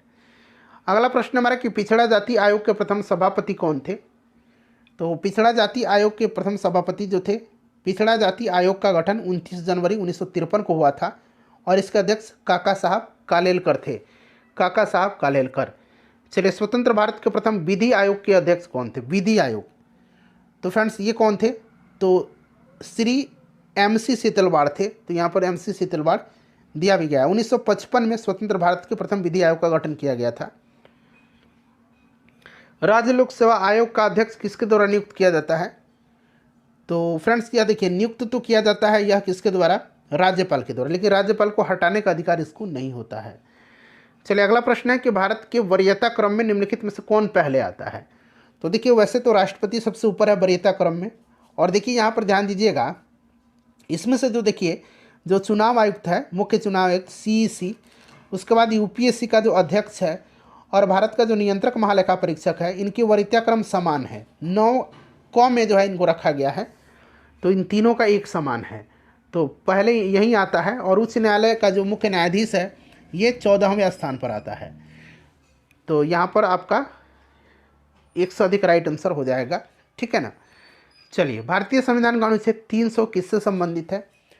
300 जो है यह मुकदमे तथा कार्रवाई से संबंधित है। ठीक है, वाद और कार्रवाइयों से संबंधित है, वाद और कार्रवाइयों का उल्लेख इसमें किया गया है, तो मुकदमा और कार्रवाई हो जाएगा। चलिए, पंचायतों की वित्तीय स्थिति की समीक्षा के लिए राज्य जो है, यहाँ पर देख लीजिए, राज्य जो है प्रत्येक 5 वर्षों पर गठित करता है, तो यह राज्य वित्त आयोग का गठन करता है, राज्य वित्त आयोग का गठन करता है। इस चीज़ को ध्यान रखिएगा। अनुच्छेद 243 झ जो है इसी के अंतर्गत आगे मिलेगा आपको। और भी मणिपुर राज्य का गठन हुआ था। मणिपुर राज्य का गठन 1971 के तहत जो है, जो आपका उत्तरी पूर्वी क्षेत्र पुनर्गठन अधिनियम 1971 के तहत मणिपुर राज्य का गठन मेघालय और त्रिपुरा राज्यों के साथ 21 जनवरी 1972 को हुआ था। 11वीं अनुसूची द्वारा पंचायती राज संस्थाओं को कितने विषयों पर नियंत्रण करने का अधिकार दिया गया? पंचायती राज में 29 विषय हैं, ठीक है ना, ध्यान रखिएगा। चलिए, उसके बाद देखिएगा कि संविधान सभा की पहली बैठक कब हुई थी, तो मैंने बता ही दिया था 9 दिसंबर 1946 को, दूसरी 11 दिसंबर 1946 को, जिसमें डॉक्टर राजेंद्र प्रसाद को अस्थायी अध्यक्ष बनाया गया था और इसमें सच्चिदानंद सिन्हा अस्थायी अध्यक्ष थे। चलिए, उसके बाद देखिए, जानवरों के प्रति क्रूरता की रोकथाम को भारतीय संविधान की किस सूची में रखा गया है? तो फ्रेंड्स, इसको समवर्ती सूची में रखा गया है। जो जानवरों के प्रति क्रूरता की रोकथाम है, prevention of cruelty to animals, संविधान की 7वीं अनुसूची की समवर्ती सूची में प्रविष्ट जो है 17 के तहत उल्लेखित है, तो ये समवर्ती में आएगा। देखिए, भारत के राष्ट्रपति के चुनाव मंडल में कौन कौन से सम्मिलित होते हैं? तो चुनाव मंडल में मैंने आपको बताया था कि जो भारत के जो दोनों संसद है, दोनों सदन, उसमें निर्वाचित सदस्य, राज्य विधानसभा के निर्वाचित सदस्य, और जो दिल्ली और पुदुचेरी है वहाँ के विधानसभा के निर्वाचित सदस्य। तो यहाँ पर राइट आंसर इसका क्या हो जाएगा? तो आप देखेंगे फ्रेंड्स, तो ऑप्शन नंबर डी यहाँ पर करेक्ट आंसर हो जाएगा। चलिए, उसके बाद देखिएगा कि निम्नलिखित में से किस संवैधानिक संशोधन अधिनियम द्वारा मंत्रिपरिषद की संख्या लोकसभा के कुल सदस्यों के 15% की सीमा तक निर्धारित की गई है? तो यह आपका 91वां संविधान संशोधन अधिनियम 2003 है, ठीक है ना। ऑप्शन नंबर यहाँ पर सी राइट आंसर हो जाएगा। उसके बाद देखिएगा कि भारतीय संविधान के अनुच्छेद 110 के अनुसार धन विधेयक की परिभाषा में क्या सम्मिलित है? धन विधेयक की परिभाषा में क्या सम्मिलित है? चलिए बताइएगा, राइट आंसर इसका क्या हो जाएगा? तो देखिए, संविधान के अनुच्छेद 110 के उपबंधों के तहत टैक्स लगाना समाप्त करना और उसके विनियमन में परिवर्तन, उसके बाद धन की उधारी का विनियमन करना और भारत की संचित निधि के धन के विनियोग करना और किसी व्यय को भारत जो है संचित निधि पर भारित, ये सब जो यहाँ पर देखिएगा 1 में भी है, 2 में भी है, 3 में भी है, ठीक है, संचित निधि में भी है, तो 1 से अधिक राइट आंसर होगा इसका। कटौती प्रस्ताव का उद्देश्य क्या होता है? कटौती प्रस्ताव का उद्देश्य होता है बजट प्रस्ताव में खर्च में कमी का प्रस्ताव प्रस्तुत करना। Option number C right answer होगा। देखिए, अगला प्रश्न है कि इंदिरा साहनी बनाम भारत संघ मुकदमे में सर्वोच्च न्यायालय के निर्णय किस विषय से संबंधित है? तो देखिए, इंदिरा साहनी बनाम भारत संघ मुकदमे में सर्वोच्च न्यायालय का जो निर्णय है यह किस विषय से संबंधित है? तो सरकारी नौकरियों में अन्य पिछड़ा वर्ग के आरक्षण से। चलिए, उसके बाद नेक्स्ट क्वेश्चन कर लेंगे। कहाँ पर आए थे हम लोग? 1 मिनट रुक जाइए।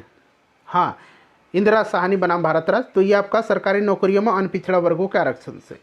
देखिए, मिलान करना, एक तरफ पंचायती राज कमेटी है और दूसरा वर्ष दिया गया, ये सब देख लीजिए, ये सब पंचायती राज समिति ही है, ठीक है ना। इस चीज़ को आप याद रखिएगा, मिलान कर लीजिएगा। मिलान में बताता हूँ, मिलाइए 3, 1, 5, 2 और 4, मैं आंसर बता दिया। अब यहाँ से आप लोग मिलाइए।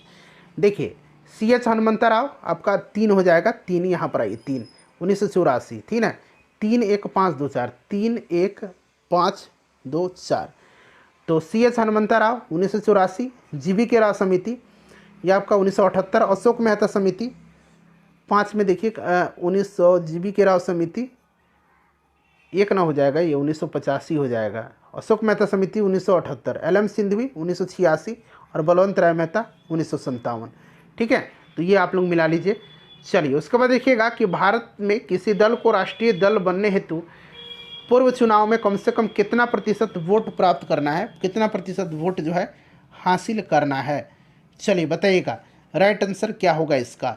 तो देखिए, इसके अनुसार क्या करना है कि उस राजनीतिक दल द्वारा खड़े किए गए प्रत्याशी को किन्हीं 4 या अधिक राज्यों में लोकसभा के पिछले आम चुनाव या उन राज्यों के विधानसभा के पिछले आम चुनाव में पड़े कुल वैध मतों का कम से कम 6% मत और साथ ही कम से कम 4 लोकसभा सीट प्राप्त हों, या फिर उस दल को लोकसभा के पिछले आम चुनाव में लोकसभा की कुल सदस्य संख्या की कम से कम 2% सीट प्राप्त हो, इसमें प्रत्येक आधे से अधिक भिन्न हो और एक गिना जाएगा, और ये सदस्य कम से कम 3 राज्यों में चुने गए हों, या फिर उस दल को कम से कम 4 राज्यों के राज्य स्तरीय दल की मान्यता प्राप्त हो।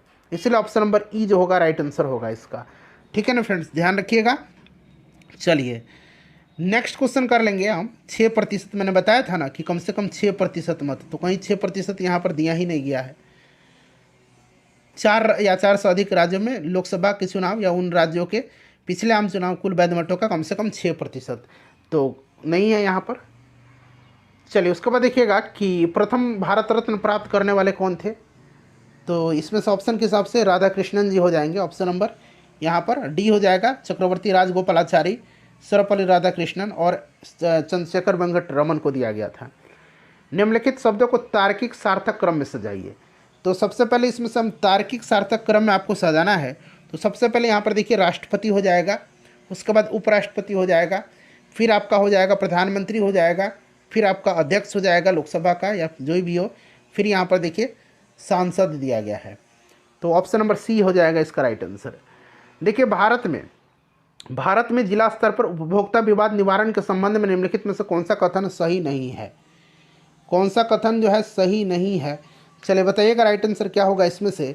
तो देखिए फ्रेंड्स, इसमें से अगर हम बात करते हैं कौन सा कथन सही नहीं है, तो देखिए उपभोक्ता संरक्षण अधिनियम 2009 उपभोक्ता विवादों के समाधान के लिए त्रिस्तरीय अर्ध न्यायिक तंत्र है। ठीक है, जिसमें जिला आयोग, राज्य आयोग और एक राष्ट्रीय आयोग शामिल है, और इस अधिनियम के अनुसार राज्य सरकार एक जिला फोरम का गठन करेगी और यदि उचित समझे तो एक जिले में एक से अधिक जिला फोरम भी गठन कर सकती है। इस जिला फोरम के अध्यक्ष जो है योग्य जिला जज की योग्यता एवं कम से कम 2 सदस्य होंगे, जिसमें कम से कम एक महिला सदस्य अवश्य होंगी जिसकी उम्र 35 वर्ष होनी चाहिए, और जिला आयोगों के क्षेत्राधिकार में शिकायतें आएंगी जहां वस्तुओं या सेवाओं के लिए किए गए भुगतान का मूल्य 50 लाख रुपये से ज़्यादा न हो। ठीक है, तो यहाँ पर देखिए फोरम में महिला भी होगी, उचित समझे जिले में एक से अधिक फोरम की स्थापना भी कर सकेगा, ये भी सही है, इसीलिए एक से अधिक यहाँ पर राइट आंसर हो जाए। कौन सा सही नहीं है, चूँकि सारे सही हैं तो कोई भी इसमें गलत नहीं है, इसीलिए ऑप्शन ई राइट आंसर होगा। सही पुस्तक कौन सा सही है, तो एक से अधिक होता है, कौन सा सही नहीं है, तो चूँकि सारे सही है इसीलिए कोई भी गलत नहीं है इसमें। देखिए निम्नलिखित में से किसे समुदाय विकास के पहले कार्यक्रम के रूप में स्थापित किया गया था। तो फ्रेंड्स यह किया गया था सहयोग आंदोलन को। ठीक है ना, सहयोग आंदोलन को। चलिए कोऑपरेशन मूवमेंट को। भारतीय संविधान का अनुच्छेद 14 में लिखा हुआ है कानून के समक्ष समानता किस देश के संविधान से लिया गया है। तो फ्रेंड्स यह ब्रिटेन से लिया गया है, इस चीज़ को ध्यान रखिएगा। ठीक है ना। भारतीय संविधान को बनाने में कितना समय लगा है, 2 वर्ष 11 माह और 18 दिन का समय लगा है। राज्य का मंत्रिपरिषद सामूहिक तौर पर किसके प्रति उत्तरदायी होता है।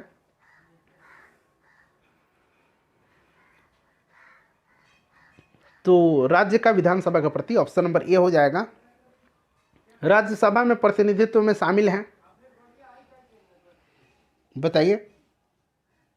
तो फ्रेंड्स इसमें अगर हम बात करते हैं राज्यसभा में प्रतिनिधित्व में शामिल है, तो भारत के राष्ट्रपति द्वारा मनोनीत, नागरिकों द्वारा सीधे चुने गए सदस्य, अप्रत्यक्ष रूप से नागरिकों द्वारा उनके प्रतिनिधियों के माध्यम से चुने गए सदस्य, एक से अधिक राइट आंसर हो जाएगा। ठीक है ना, एक से अधिक ऑप्शन डी में है। निम्नलिखित में से किसका संबंध भारत के सर्वोच्च न्यायालय से है। तो सर्वोच्च न्यायालय से संबंध जो है ना, यह आपका कॉलेजियम प्रणाली, उसके बाद अगर बात करते हैं कॉलेजियम पद्धति से भी है, और यहाँ पर देखिएगा ऑप्शन डी होगा इसका, एक से अधिक आंसर दिया गया है। अपीलीय क्षेत्राधिकार का भी उल्लेख किया गया है। ठीक है ना, तो इसीलिए एक से अधिक राइट आंसर हो जाएगा।